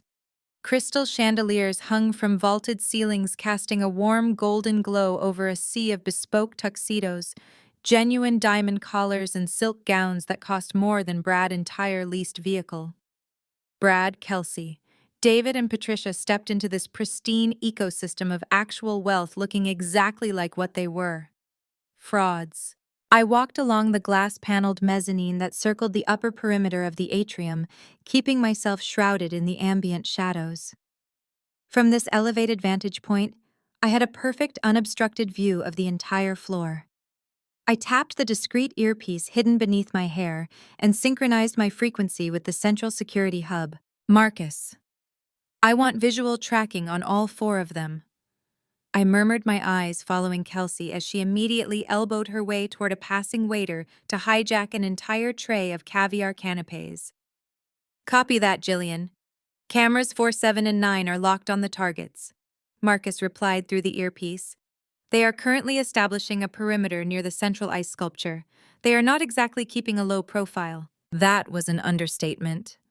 Brad was practically vibrating with manic energy. He was clutching his leather portfolio like a life preserver, his eyes darting frantically around the room as he tried to identify the faces of the billionaires he had been emailing all week. Lacking the quiet, understated grace of genuine power, he opted for sheer volume. I watched him physically intercept a silver-haired real estate magnate who was simply trying to walk to the bar. Brad shoved a glossy, cheap business card into the man chest. "You need to remember my name," Brad boasted, his voice echoing shrilly over the elegant string quartet playing in the corner. "We are the next major tech unicorn. Proprietary artificial intelligence. Predictive algorithms. Vanguard Capital is practically begging to buy us out, but we are looking for exclusive private equity partners. Guaranteed 40% quarterly yields." The magnate looked at Brad with a mixture of intense pity and utter disgust, politely handing the card back before signaling his private security detail to step between them. Brad did not even register the rejection. He simply pivoted and launched the exact same desperate illegal pitch at a female hedge fund manager. Kelsey was equally grotesque. She paraded around the room in her ill-fitting rented gown, loudly complimenting the decor as if she were considering purchasing the building. She grabbed the arm of a woman wearing a genuine Cartier necklace and began bragging about the cubic zirconia wrapped around her own wrist. "We are about to sign a $10 million capital injection tonight," Kelsey announced to the horrified woman. "My husband is an absolute genius. We are taking the company global before the end of the fiscal quarter." Just a few feet away, Patricia and David were busy running their own pathetic sideshow. Patricia had worn a mothballed evening gown from the late 90s, while David had already managed to spill cocktail sauce down the front of his untucked dress shirt. They had corralled a polite but visibly trapped venture capitalist and decided that this high society gala was the perfect venue to air their toxic family grievances. I tuned into the directional parabolic microphones embedded in the atrium pillars to listen to their conversation. "My daughter-in-law, Jillian, is completely delusional," Patricia declared, taking a massive gulp of her martini. "She works in finance, but she is just a bitter, stingy woman. She is terribly jealous of Brad's success. She actually tried to sabotage his business out of pure spite because she cannot stand to see anyone else in the family thrive." David nodded vigorously, chewing with his mouth open. "She is a complete sociopath," David added, pointing a greasy finger in the air. "We had to cut her off entirely. Brad is the real visionary of the family. He is meeting with Arthur Sterling tonight. We are leaving Jillian in the dust where she belongs." The venture capitalist offered a tight, polite smile and immediately excused himself, rushing away from Patricia and David as if they were carrying a highly contagious disease. I let out a soft, dark laugh. They thought they were assassinating my character, but they were simply broadcasting their own insanity to a room full of people who would never ever do business with them. I pressed 2 fingers against my earpiece. "Marcus, it is time to tighten the net. I do not want them wandering back toward the exit." "Understood," Marcus replied instantly. "Deploying floor teams now." I watched as my highly trained security personnel, seamlessly disguised as event coordinators and waitstaff, began to subtly shift the flow of the room. They moved large floral arrangements. They strategically positioned serving carts. They created an invisible psychological funnel that gently but firmly blocked off the pathways leading back to the grand foyer. Brad, Kelsey, David, and Patricia were entirely oblivious. They were being herded like cattle. "Have Team Alpha secure the east and west service elevators," I commanded, my eyes locked on Brad as he wiped sweat from his forehead. "No one leaves this floor without my explicit authorization. Move the undercover securities and exchange commission operatives into position around VIP Table 1. Ensure the federal agents have their recording devices active. All agents are online and holding position." Marcus confirmed. "Send the bait," I whispered. Down on the floor, a distinguished man in a perfectly tailored tuxedo smoothly detached himself from the crowd and walked directly up to Brad. He was the lead undercover federal agent, posing as the executive liaison for the phantom billionaire Arthur Sterling. The agent extended his hand, flashing a warm, welcoming smile. "Brad Blackwood," the agent asked loudly. "Mr. Sterling has been eagerly awaiting your arrival. He is extremely interested in the offshore banking protocols you detailed in your emails. If you have those investment contracts ready, he is sitting right over there at Table 1 ready to sign." Brad's eyes lit up with sheer, unadulterated greed. He looked at Kelsey, flashing a triumphant grin, and then patted his leather portfolio. "I have everything right here," Brad eagerly replied. "Excellent. Right this way," the agent said, leading them toward the final trap. The heavy oak doors closed behind them with a solid, echoing thud, instantly cutting off the ambient noise of the grand atrium. The VIP lounge was a masterclass in calculated intimidation. The lighting was low and moody, illuminating dark velvet booths and walls paneled in rich imported mahogany. There were no waiters rushing by, no clinking glasses, just the heavy, expensive silence of deals being made in the shadows. Brad walked behind the undercover agent, his posture stiff, his knuckles turning white as he gripped his leather portfolio. Kelsey glided next to him, her eyes scanning the room, mentally tallying the net worth of the few individuals seated in the private alcoves. David trailed behind them, suddenly looking very small and entirely out of his depth. The agent led them to the furthest corner of the lounge. VIP table number 1 was secluded, flanked by two massive marble pillars that offered total privacy. A man in a sharply tailored charcoal suit sat at the table. His back was turned to them as he stared out the floor-to-ceiling window overlooking the illuminated city skyline. "Mr. Sterling, your 9 o'clock appointment has arrived," the undercover agent announced smoothly. The man slowly rotated his leather chair to face them. He projected an aura of absolute terrifying authority. He did not smile. He simply gestured toward the empty leather chairs across the circular table. "Have a seat, Brad." The man posing as Arthur Sterling said, his voice a low, gravelly baritone. "Let us skip the pleasantries. My time is extremely valuable. You sent me emails claiming you can guarantee a 40% return on a $10 million injection. You also claim Vanguard Capital is completely oblivious to your back-end algorithms. Explain to me exactly how you intend to deliver on those promises." Brad swallowed hard, a drop of sweat forming at his hairline. He sat down heavily, dropping his leather portfolio onto the polished glass table. Kelsey took the seat next to him, sitting ramrod straight, trying to project the image of a seasoned corporate wife. David remained standing awkwardly behind them, shifting from foot to foot. "Mr. Sterling, it is an honor." Brad began, his voice trembling slightly before he forced a false bravado into his tone. "My company is on the verge of dominating the artificial intelligence sector. Vanguard Capital thinks they control us, but they are dinosaurs. They rely on outdated audit software. I have completely bypassed their tracking systems." Sterling leaned forward, steepling his fingers. "You bypassed a multi-billion-dollar investment firm. That is a bold claim. If I am going to wire $10 million into an offshore account, I need absolute proof that this is not a sinking ship. I need to know your operation is bulletproof." This was the exact trigger phrase.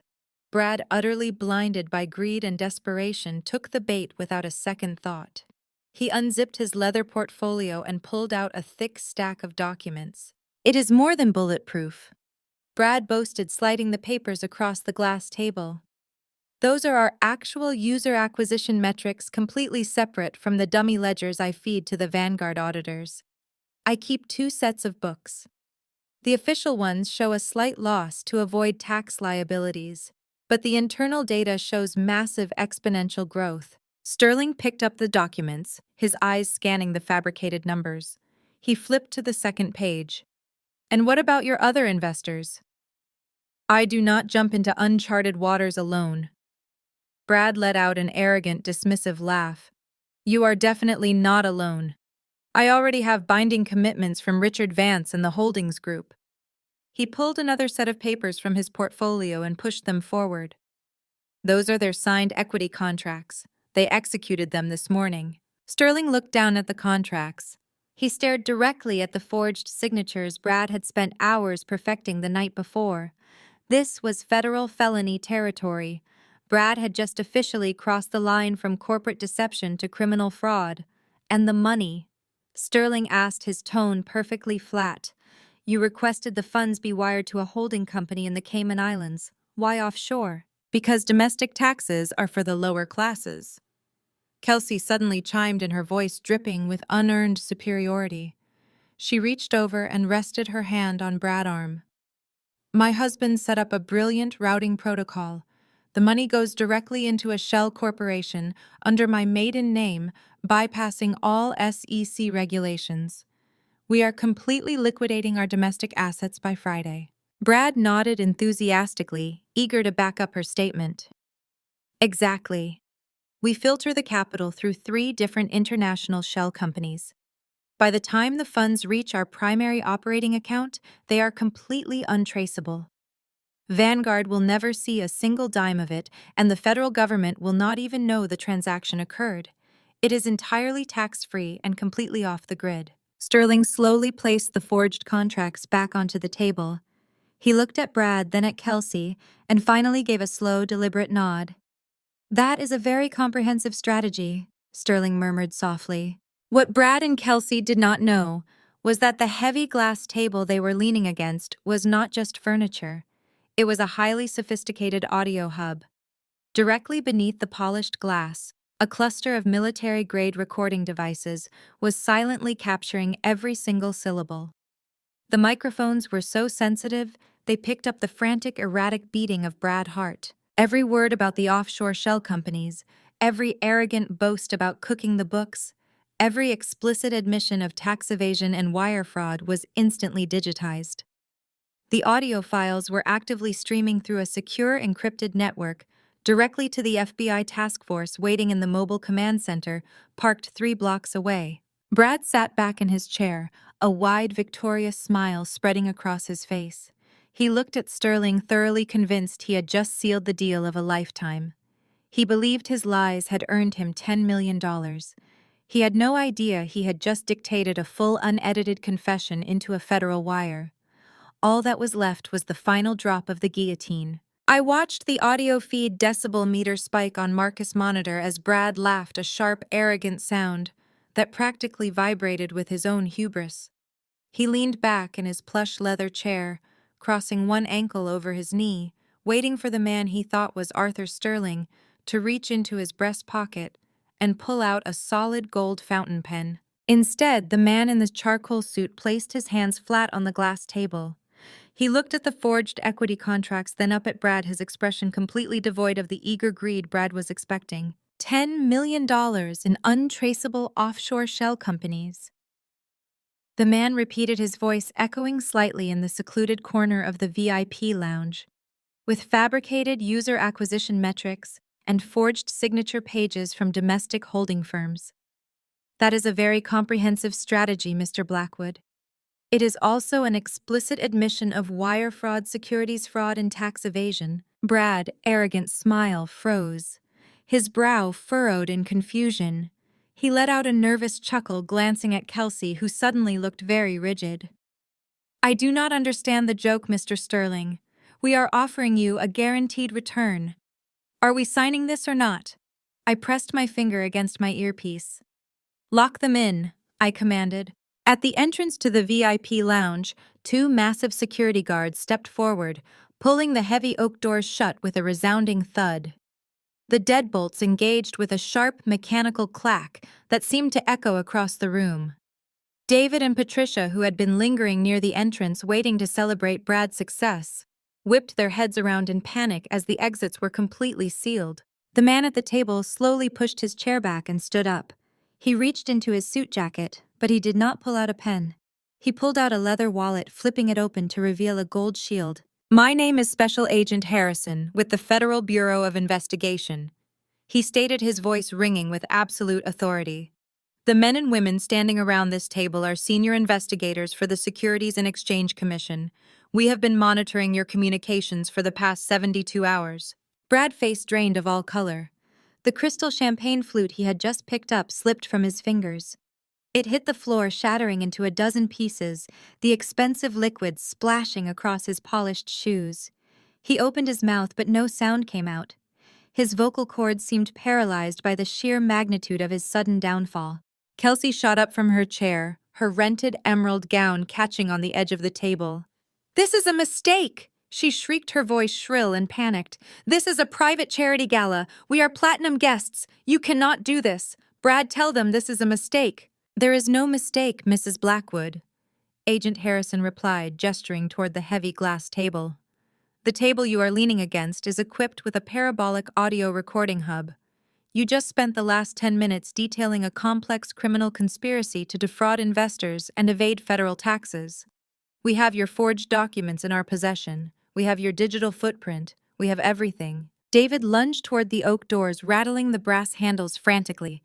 "Open the doors," he yelled, his face turning a blotchy red. "Patricia, call a lawyer. They cannot lock us in here." "Actually, they can," I said. I stepped out from the shadows of the mezzanine staircase, the ambient light catching the edge of my silk gown. The click of my heels against the marble floor was the only sound in the room as I walked toward VIP Table 1. I stopped just a few feet away from Brad, clasping my hands elegantly in front of me. Brad stared at me, his eyes wide and bloodshot. His chest was heaving as he tried to put the pieces together. "Jillian." He choked out his voice, a pathetic, breathy rasp. "What are you doing here? How did you get in here?" "I own the building, Brad." I replied, my voice perfectly level. "I own Vanguard Capital. I own the shell company that issued your gold-embossed tickets. I own the decoy email addresses you have been desperately spamming all week. Arthur Sterling does not exist. Richard Vance does not exist. They were phantom profiles I created on that encrypted flash drive you stole from my house." Kelsey let out a strangled gasp, stumbling backward until she hit a decorative pillar. She stared at me as if I had just morphed into a monster right in front of her. "You," she stammered, pointing a shaking finger. "You set us up. You tricked us." "I simply gave you the shovel, Kelsey." I corrected my gaze, locking onto hers. "You are the ones who aggressively dug your own graves.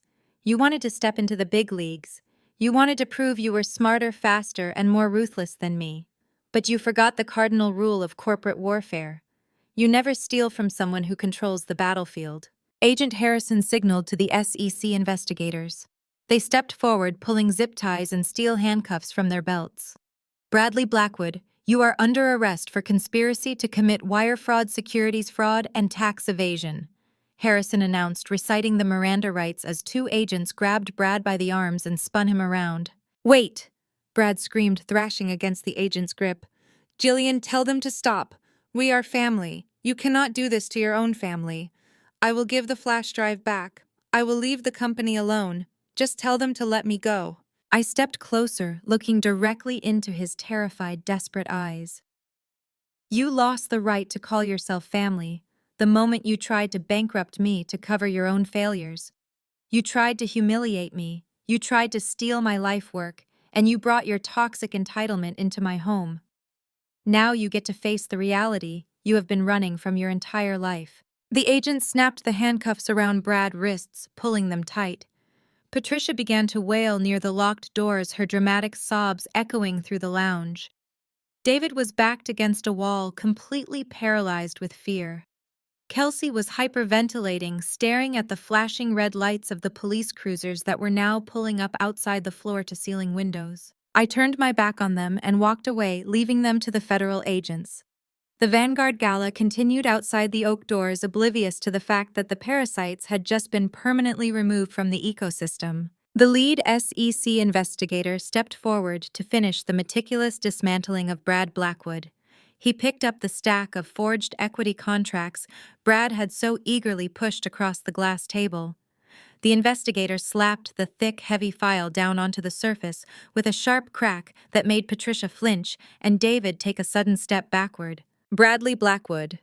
The SEC agent said, his voice cutting cleanly through Kelsey hyperventilating gasps. "You are formally under arrest for securities fraud, wire fraud, and commercial data theft. Every single claim you made tonight, every falsified metric, every offshore routing protocol you bragged about has been officially logged and recorded." Brad's knees buckled. He collapsed onto the polished hardwood floor of the lounge, his expensive rented tuxedo pulling at the seams. "Please," Brad begged, his voice cracking into a high-pitched whine. "I can fix this. I can make the numbers real. Just give me a chance to make it right." "You cannot fix anything," the SEC agent replied with absolute icy detachment. "The billionaire contact list you thought you stole to raise this capital was our trap. We built the maze, we laid the bait, and you sprinted blindly right into the center of it. Kelsey suddenly scrambled backward, putting as much physical distance between herself and Brad as the small room allowed. She bumped hard into David, nearly knocking him over. "I had nothing to do with the corporate financials." Kelsey screamed, her face twisting in pure panic. "It was all him. Brad did all of it. I just showed up for the dinner. I am completely innocent." Agent Harrison turned toward her, pulling a second pair of heavy steel handcuffs from his tactical belt. "Mrs. Blackwood, not 10 minutes ago, you explicitly detailed your personal involvement in managing international shell companies specifically designed to evade federal taxes. You proudly admitted your maiden name is on the accounts. You are entirely complicit in this criminal conspiracy." Kelsey let out a piercing, hysterical shriek as the cold steel snapped securely around her wrists. Her cheap emerald gown snagged on the edge of the table and tore loudly as she struggled against the grip of the federal agents. David and Patricia stood frozen against the mahogany-paneled wall, in absolute terror, watching the golden couple of their family reduced to common criminals in a matter of seconds. Patricia opened her mouth to speak, perhaps to beg for mercy, but the harsh glare of the investigators silenced her instantly. "Get them out of here," Agent Harrison ordered, adjusting his earpiece. The heavy oak doors of the VIP lounge were pushed wide open. Outside, the lively, elegant hum of the Vanguard Charity Gala had come to a grinding, permanent halt. Word had spread rapidly through the elite crowd that federal agents had locked down the second floor. The string quartet had stopped playing midway through a symphony. Hundreds of the most powerful people in the city stood in absolute dead silence, their eyes locked intently on the doorway.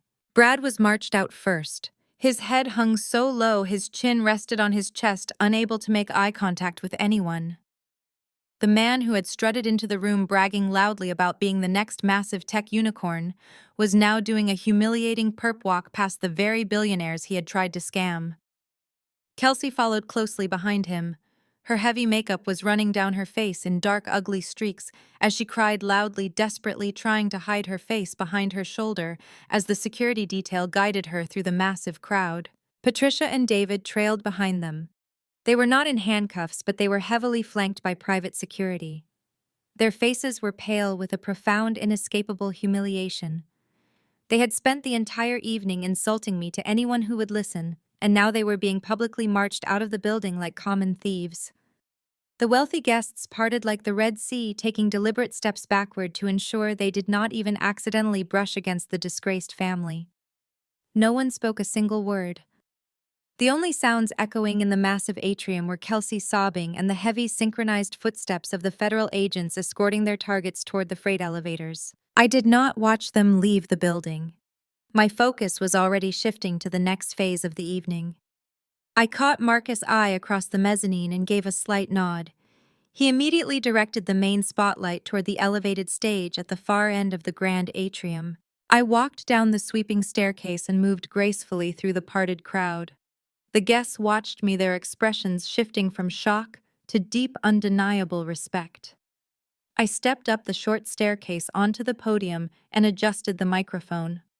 The bright spotlight illuminated the stage, but I stood tall, projecting absolute calm and unshakable control over the room. "Ladies and gentlemen," I began, my voice echoing clearly and powerfully across the vast, silent hall. "I sincerely apologize for the unexpected interruption to our beautiful evening." I looked out over the sea of faces, meeting the eyes of several prominent venture capitalists who had been cornered by Brad just an hour prior. The individuals you just saw being escorted from the premises attempted to infiltrate my personal life and my corporate networks. I stated my tone completely unwavering. They believed they could steal highly classified proprietary data, manipulate financial metrics, and use my resources to defraud the very people standing in this room tonight. They walked in here thinking they were invisible and untouchable. I paused for a fraction of a second, letting the heavy weight of my words settle over the influential crowd. However, rather than allowing them to quietly slip away with stolen data, my internal security team partnered directly with the Federal Bureau of Investigation and the Securities and Exchange Commission. I continued, raising my chin. We fed them fabricated investor lists. We built decoy profiles. We allowed this desperate fraudster to infiltrate a closed system that we controlled entirely. In return for our absolute cooperation, we just helped the SEC successfully bust a massive $20 million wire fraud ring before a single legitimate investor could be harmed. For 3 long seconds, the room remained completely silent as the elite crowd absorbed the sheer magnitude of the sting operation. Then Arthur Sterling, the real Arthur Sterling who actually sat on the executive board of Vanguard Capital, stepped forward from the front row. He raised his hands and began to clap with slow, deliberate respect. Within moments, the entire hall erupted. The polite, refined atmosphere of the gala vanished entirely, replaced by roaring, thunderous applause. Hundreds of billionaires, hedge fund managers, and venture capitalists cheered openly. They raised their crystal champagne glasses to me, openly acknowledging the ruthless, flawless execution of the trap. I smiled a genuine, hard-earned smile and stepped back from the microphone. I had protected my company, I had defended my legacy, and I had permanently excised the poison from my life. Brad and Kelsey thought they could take everything from me, but instead they handed me the perfect stage to prove exactly why I was the one who ran the board. The applause was still ringing through the grand atrium when a sudden ear-piercing shriek shattered the triumphant atmosphere. I looked down from the podium to see Kelsey fighting like a cornered wild animal. The federal agents had paused near the exit to coordinate with the local police, and in that brief moment of distraction, Kelsey snapped. The reality of her situation had finally breached her delusion. The designer clothes, the offshore accounts, the country club memberships were all evaporating right before her eyes. With a violent jerk, she twisted her arm out of the grip of the female SEC investigator. Her emerald gown ripped along the side seam, exposing the cheap shapewear underneath, but she did not care. She lunged toward the stage, her eyes wide and manic, her hands curled into claws. "You ruined my life!" Kelsey screamed, her voice cracking as she sprinted toward me. "You jealous, vindictive witch! You set this up because you could not stand seeing Brad happy with me. I will kill you. I swear I will ruin you." She did not even make it within 10 feet of the podium.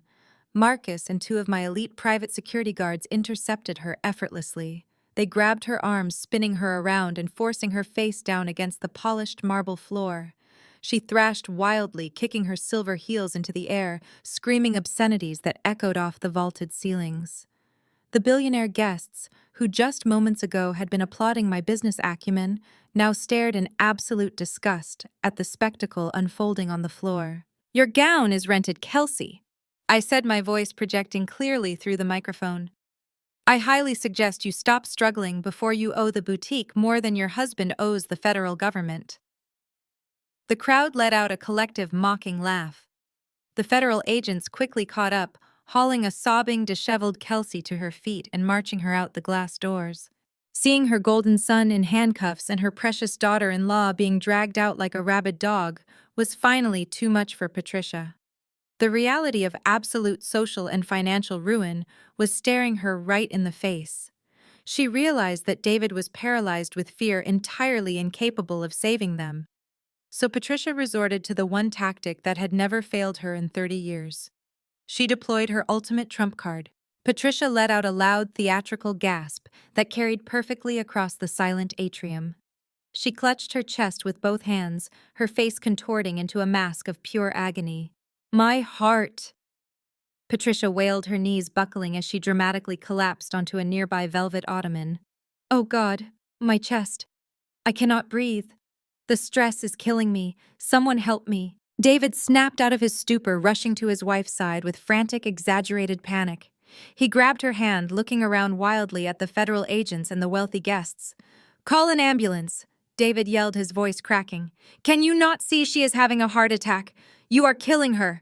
You have to let us go to the hospital right now." This was Patricia classic escape hatch. Whenever she was backed into a corner, whenever she was caught in a lie, or whenever she needed to manipulate a situation to her advantage, she suddenly developed a life-threatening medical emergency. She expected the federal agents to back off. She expected the crowd to part in sympathy. She expected to be wheeled out on a stretcher, playing the tragic victim rather than the disgraced accomplice. But I had known Patricia for over a decade. I had anticipated this exact performance. There is absolutely no need to panic, David. I announced smoothly over the sound system, stepping down from the podium and walking toward them. Vanguard Capital takes the health and safety of its guests very seriously. We are fully prepared for any medical emergency. I raised my hand and snapped my fingers. Instantly, the doors to the catering kitchen swung open.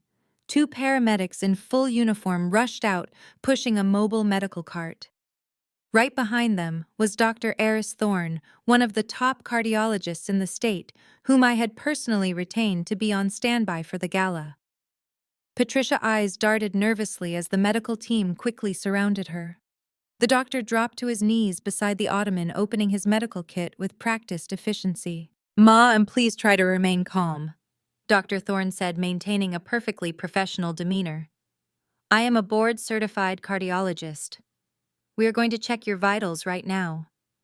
No, I just need to go home," Patricia stammered, trying to swat the doctor's hands away as he pulled out a portable EKG monitor and a blood pressure cuff. "Just let my husband take me to our private doctor. I do not want a scene." "It is too late for that, Patricia," I said, standing just a few feet away with my arms crossed. "You are having a cardiac event. We cannot risk moving you. Let the good doctor do his job." The paramedics efficiently attached the blood pressure cuff to her arm and slipped a pulse oximeter onto her trembling finger. Dr. Thorne pressed his stethoscope to her chest, instructing her to breathe normally. Patricia squeezed her eyes shut, letting out pathetic little groans, still desperately trying to sell the illusion that she was on the verge of death. The entire gala watched in breathless silence. The federal agents stood by, arms crossed, waiting for the medical assessment before making their next move. Dr. Thorne checked the digital readings on his monitor. He listened to her heart for another 10 seconds. Then he slowly pulled the stethoscope from his ears and stood up. He looked at David, then looked directly at me. "Well, doctor," I asked, my voice carrying through the quiet hall, "how severe is the heart attack? Is she going to make it?" Dr. Thorne turned to face the crowd of elite guests and federal agents. He cleared his throat and spoke with absolute medical authority. "The patient is experiencing zero cardiac distress," he announced loudly. "Her heart rate is completely normal. Her blood pressure is exactly where it should be. Her oxygen saturation is at 100%. She is in perfect physical health. She is simply putting on an act."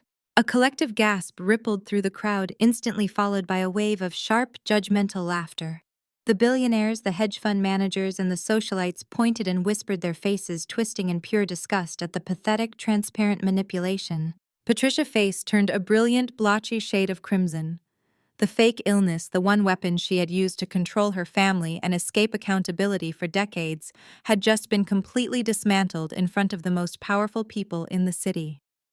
She ripped the pulse oximeter off her finger and hid her face in her hands, sobbing genuine tears of absolute crushing humiliation. "Get up, Patricia," I commanded, my voice devoid of any pity. "The performance is over. The curtain has fallen. There are no more lies left to save you." The SEC investigators stepped forward, grabbing David by the shoulder and gesturing for Patricia to stand. Humiliated, defeated, and entirely out of options, Patricia slowly stood up. She kept her hands over her face, unable to meet the mocking stares of the crowd. David kept his head down, shuffling forward like a beaten dog. Security flanked them on all sides, pushing them toward the grand exit to join Brad and Kelsey in federal custody.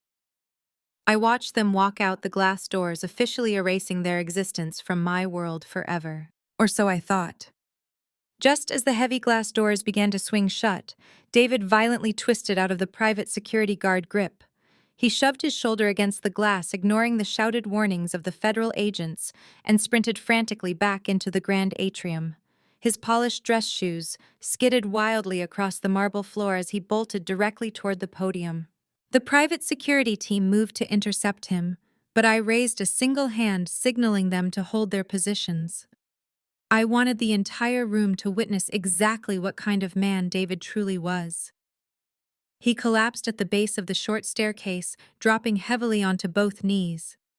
His chest heaved as he stared up at me, his face slick with sweat and tears. The expensive tailored tuxedo he had worn so proudly just an hour ago was now twisted and disheveled. He looked utterly pathetic. "Jillian, please." David begged, his voice cracking loudly enough to echo through the silent hall. "You have to listen to me. I had absolutely nothing to do with any of this. I never wanted to steal from your company. I never wanted to trick you. It was all them." He pointed a shaking finger frantically toward the lobby, where his mother was currently being detained by SEC investigators. "It was my mother and Kelsey." David sobbed, his voice pitching higher with desperate cowardice. "Patricia masterminded the whole thing. She was the one who told Brad to set up the offshore accounts. She was the one who said we deserved a piece of your wealth because you were supposedly neglecting me.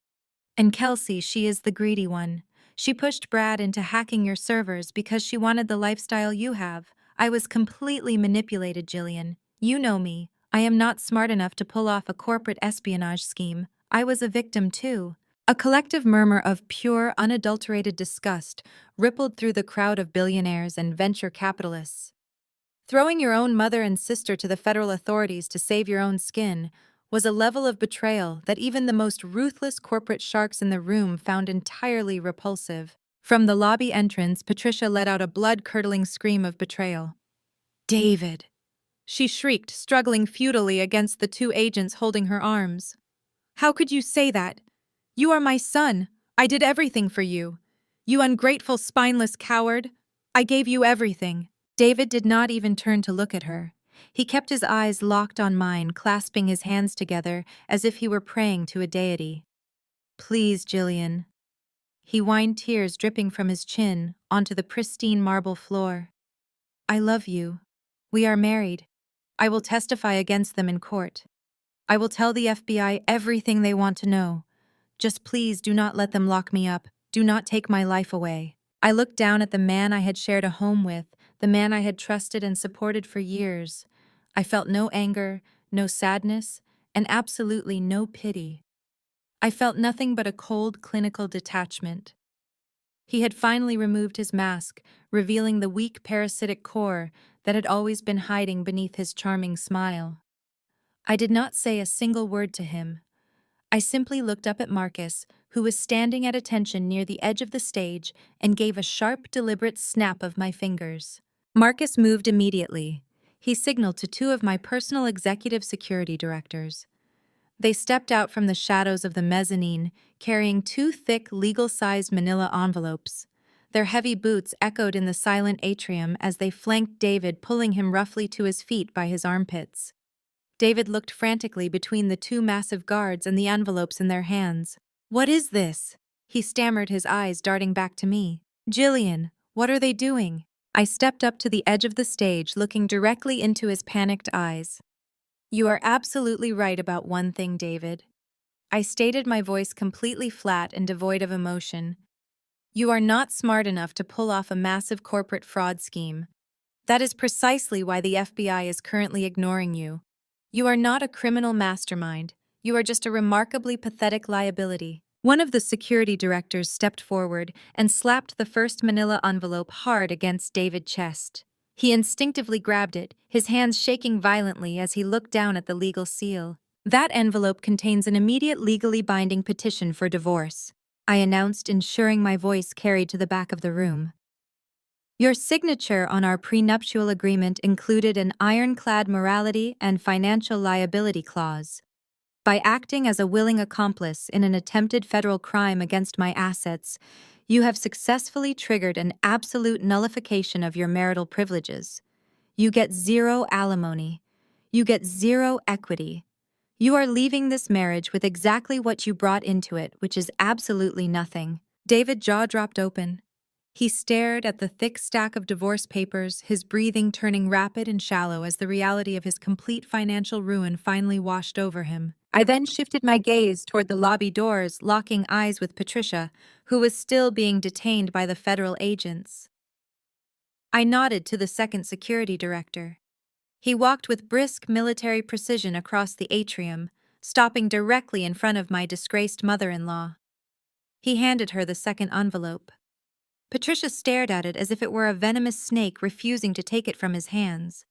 The security guard simply tucked it firmly under her arm. "And for you, Patricia." I called out, my voice slicing through the heavy silence of the room. "That envelope contains a formal court-approved eviction notice." Patricia had snapped up, her tear-streaked face twisting in violent confusion. "You cannot evict me," she yelled back, her voice hoarse and desperate. "I own my estate in the suburbs. It has been in my name for 10 years. You have no legal right to touch my property." I let out a soft, dark chuckle that made her visibly flinch. "You really should pay closer attention to your own finances, Patricia," I replied, resting my hands on the podium.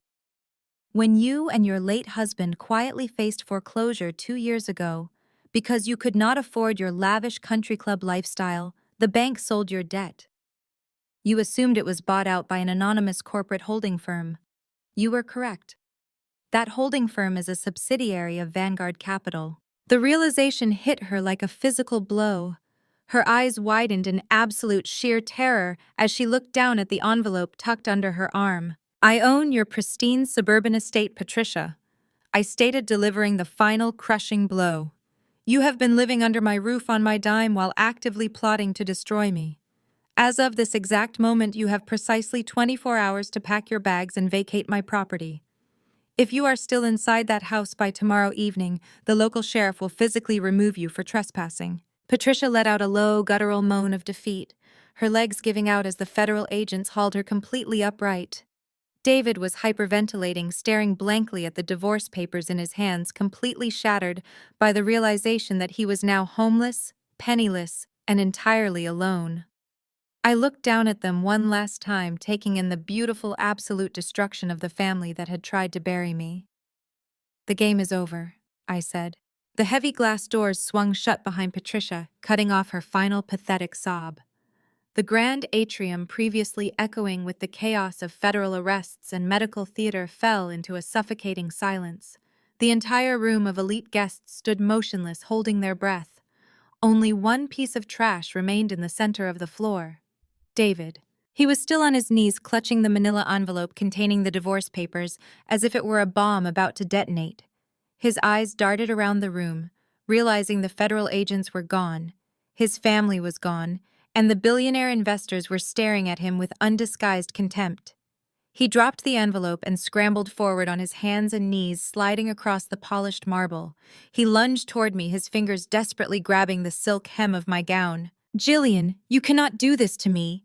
He sobbed, his face pressing against the fabric of my dress, leaving wet tear stains on the expensive material. 5 years. We have been married for 5 years. We built a life together. You stood at the altar and promised to love me. You are my wife. I am your husband. You cannot just throw me out like a piece of garbage." I was confused. I was scared of Brad and my mother. They pressured me into going along with this. "Please, I love you. Give me a chance to make this right. I will be better. I will be exactly the man you need me to be." I looked down at his white knuckles gripping my dress. I did not feel a shred of the love I once held for this man. I only felt a deep, overwhelming disgust. The sight of him groveling, attempting to weaponize our marriage vows after actively conspiring to destroy my life, was nauseating. I took a deliberate, forceful step backward, ripping the silk from his grasp. He collapsed entirely onto the marble floor, a pathetic, trembling heap. "Stand up!" I commanded, my voice sharp and entirely devoid of warmth. "Stop groveling. You are embarrassing yourself in front of my colleagues and you are wasting my time." David slowly pushed himself up, remaining on his knees. His tuxedo was wrinkled, his bow tie hanging loosely around his neck, tears streaming down his flushed, panicked cheeks. "I did it for us, Jillian," he whimpered, staring up at me with wide, desperate eyes. "I just wanted to contribute. I wanted to be an equal partner in this marriage so you would finally respect me." "An equal partner?" I repeated, letting out a harsh, humorless laugh that echoed through the vast hall. "An equal partner does not actively conspire to strip his wife of her assets. An equal partner does not sit silently while his mother insults my career at every single family dinner. And an equal partner certainly does not log into my private accounts to funnel my personal savings into his sister offshore shell companies." David froze. The tears stopped instantly. The color drained from his face, leaving him a sickening shade of gray. His mouth opened, but his voice completely failed him. The realization that I knew absolutely everything hit him like a physical blow to the chest. Yes, David. I continued, taking a slow, measured step toward him. I know exactly what you did last month. While I was working 80-hour weeks to keep Vanguard Capital at the top of the global market, you were busy playing the generous, wealthy brother. Did you really think I would not notice $75,000 quietly disappearing from my private high-yield savings account? Did you honestly believe I do not have security alerts set up for every single financial transaction tied to my name?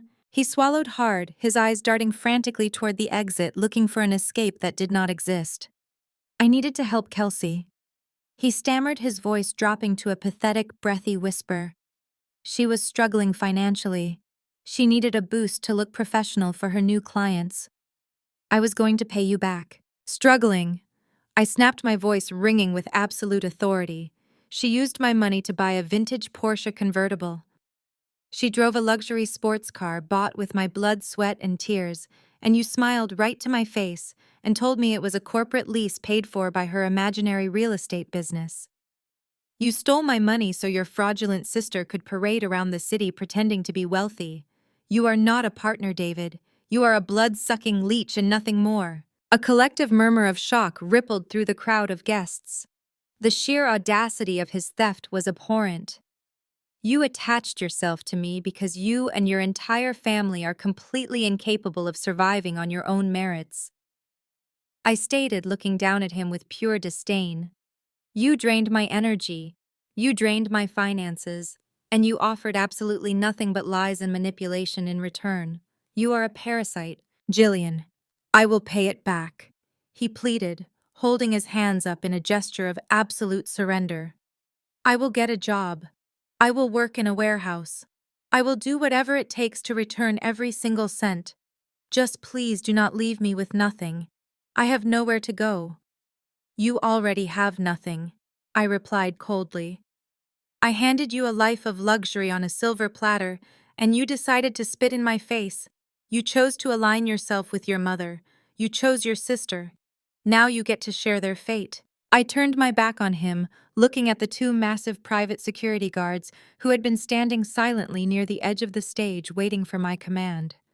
Get this parasite out of my building, I ordered. The guards moved with terrifying efficiency. They stepped forward and each grabbed one of David's arms, hauling him off the marble floor with such sudden force that his dress shoes completely left the ground. As soon as their hands clamped down on him, David's pathetic apologies vanished. His desperation transformed instantly into vitriolic rage. You cannot do this to me! He screamed, thrashing wildly against the unyielding grip of the security team. I am entitled to half of everything you own. I will sue you. I will hire the best lawyers in the state. I will take this building. You cold, heartless witch. I will ruin you. I did not even bother to turn around to watch him flail. I simply walked over to the nearest floor-to-ceiling window and looked outside. The storm that had been brewing all evening had finally broken. Heavy sheets of rain were slamming against the glass, driven by a biting, freezing wind that whipped the trees back and forth. The guards dragged David through the grand lobby, completely ignoring his frantic, screaming threats.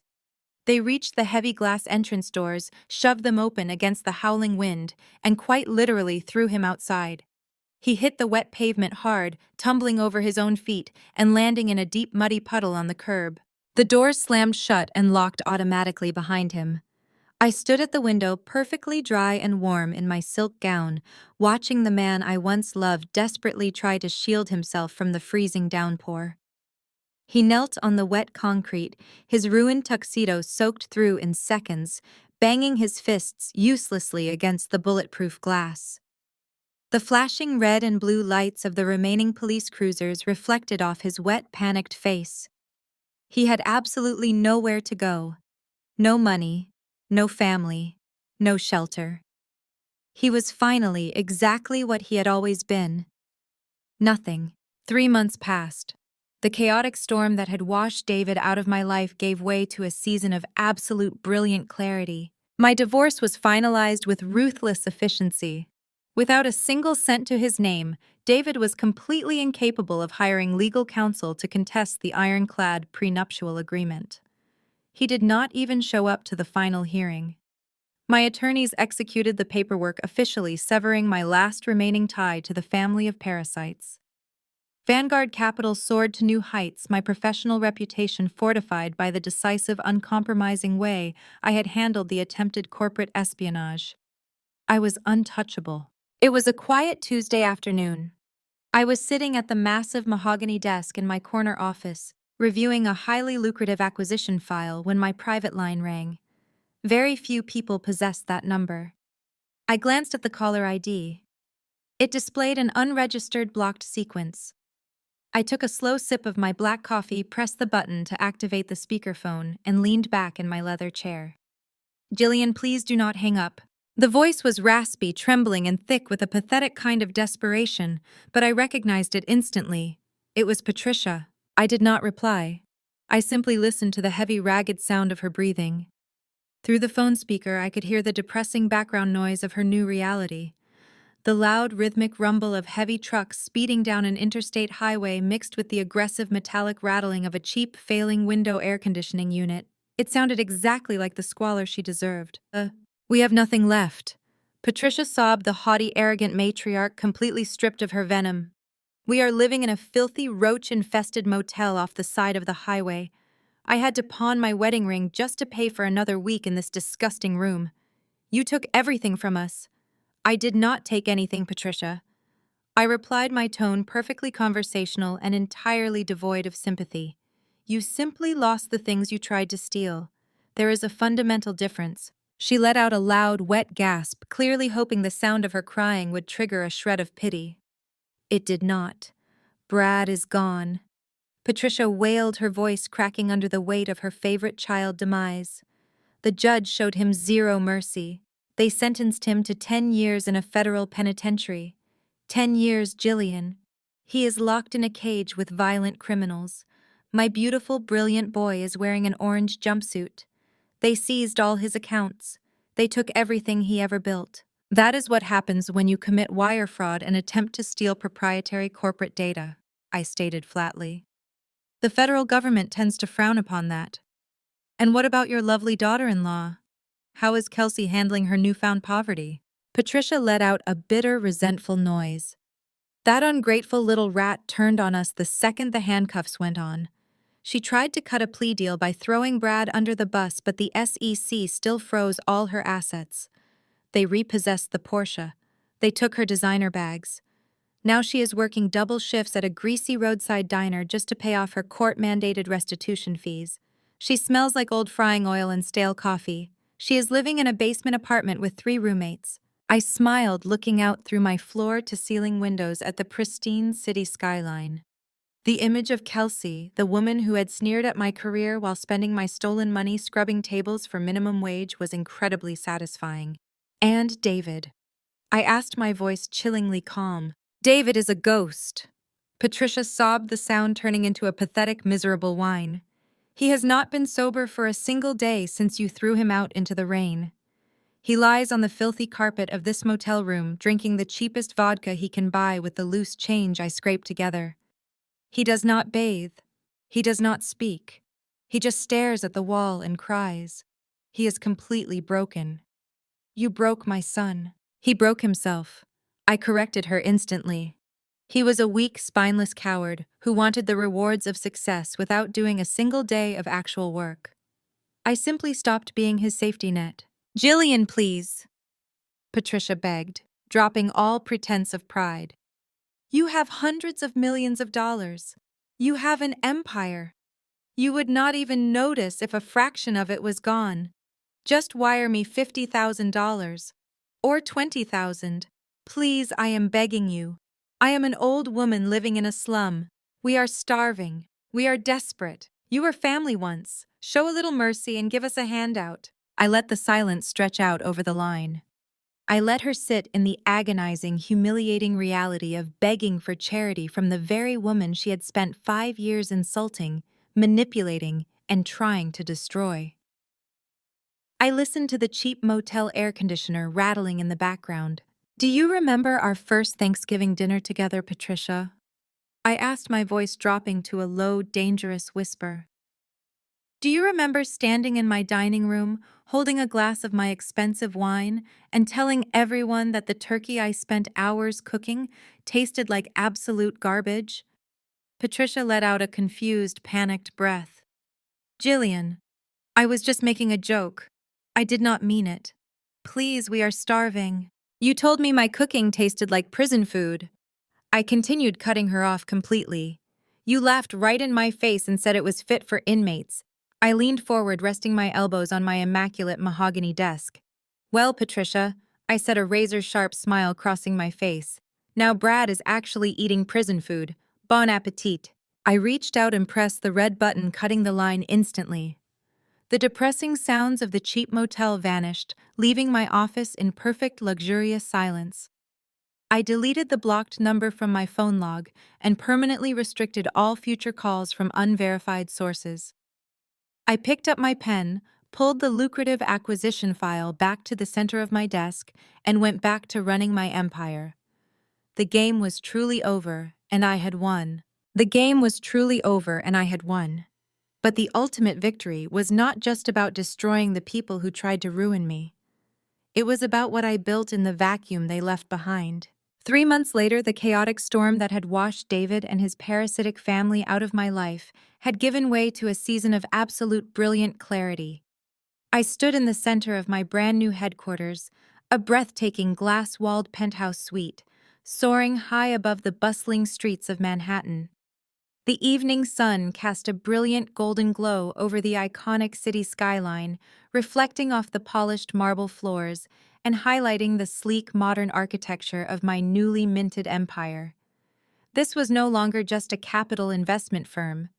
This was the crown jewel of my professional legacy. I turned away from the panoramic window to face the two men standing near my massive obsidian desk. Chef Alain stood tall in his immaculate, custom-tailored white chef coat.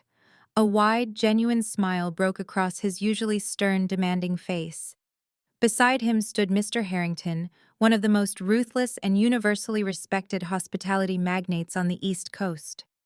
He had recognized my absolute vision immediately after the charity gala, and had enthusiastically backed my latest and most aggressive expansion. I raised a crystal flute of vintage champagne, the delicate bubbles catching the ambient light of the luxurious room. To the future, I said, my voice carrying a profound sense of absolute freedom and unshakable power. To the future, Jillian, Mr. Harrington echoed, raising his glass in return. And to the official global launch of Vanguard Culinary and Elite Events. You completely outdid yourself with this one. We already have exclusive multi-million-dollar contracts signed in Paris, Tokyo, London, and Dubai. The luxury market has never seen a corporate synergy quite like this before. You are completely dominating the industry. Chef Alain nodded in enthusiastic agreement, gently clinking his crystal glass against mine. You gave me the blank canvas to create culinary art without any financial limitations, Jillian. He said, his heavy French accent thick with intense pride. We are going to completely redefine global luxury dining. The menus we are designing for the upcoming European economic summits will be legendary. No compromises, no cutting corners, no tolerating amateur palates. No compromises. I repeated, taking a slow, deeply satisfying sip of the champagne. The taste was crisp, cold, and absolutely flawless. As I looked at my esteemed partners, a profound sense of lightness washed over my entire being. For the first time in my adult life, I was operating at maximum velocity without carrying the dead weight of pathetic leeches on my back. I was no longer wasting precious mental energy constantly managing David's fragile, insecure ego. There was no one secretly siphoning funds from my hard-earned accounts to buy luxury sports cars for their fraudulent sister. There was no one demanding unearned equity in companies they did not know how to run. There was no one sitting at my dining table eating the gourmet food I provided, sleeping beneath the expensive roof I paid for, while quietly plotting to destroy my sanity and steal my wealth. The emotional parasites had been surgically removed and permanently discarded. I owned every single brick of this towering building, every ounce of this massive success, and every second of my limitless future. I had built an impenetrable fortress around my life, and I alone held the master keys. Mr. Harrington and Chef Alan respectfully excused themselves to greet the incoming international board members waiting in the private reception hall. I remained by the towering glass wall looking out over the endless sea of city lights flickering to life as dusk settled over New York. My mind briefly drifted to the pathetic phone call I had received earlier that day. I thought about Patricia decaying in a cheap roach-infested highway motel, stripped of her fake pearls and stolen country club memberships. I thought about Brad trading his tailored suits for an orange jumpsuit, eating bland, unseasoned slop in a federal prison cafeteria for the next decade. I thought about Kelsey scrubbing greasy tables at a roadside diner just to survive.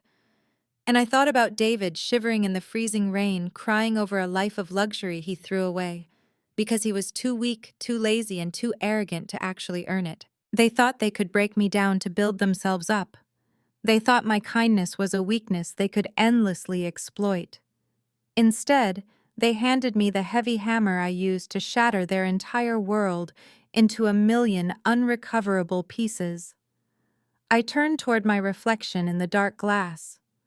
The woman staring back at me was not a victim of circumstance. She was a conqueror.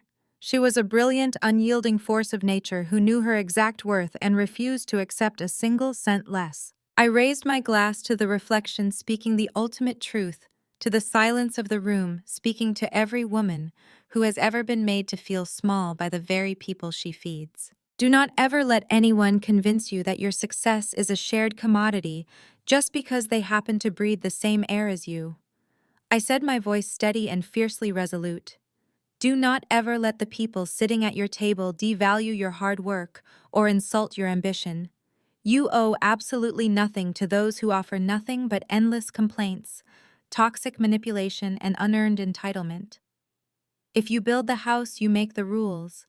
And if they dare to sit at your table and complain that the meal you provided is cheap, do not apologize. Do not compromise. Stand up, look them dead in the eye, and flip the damn table.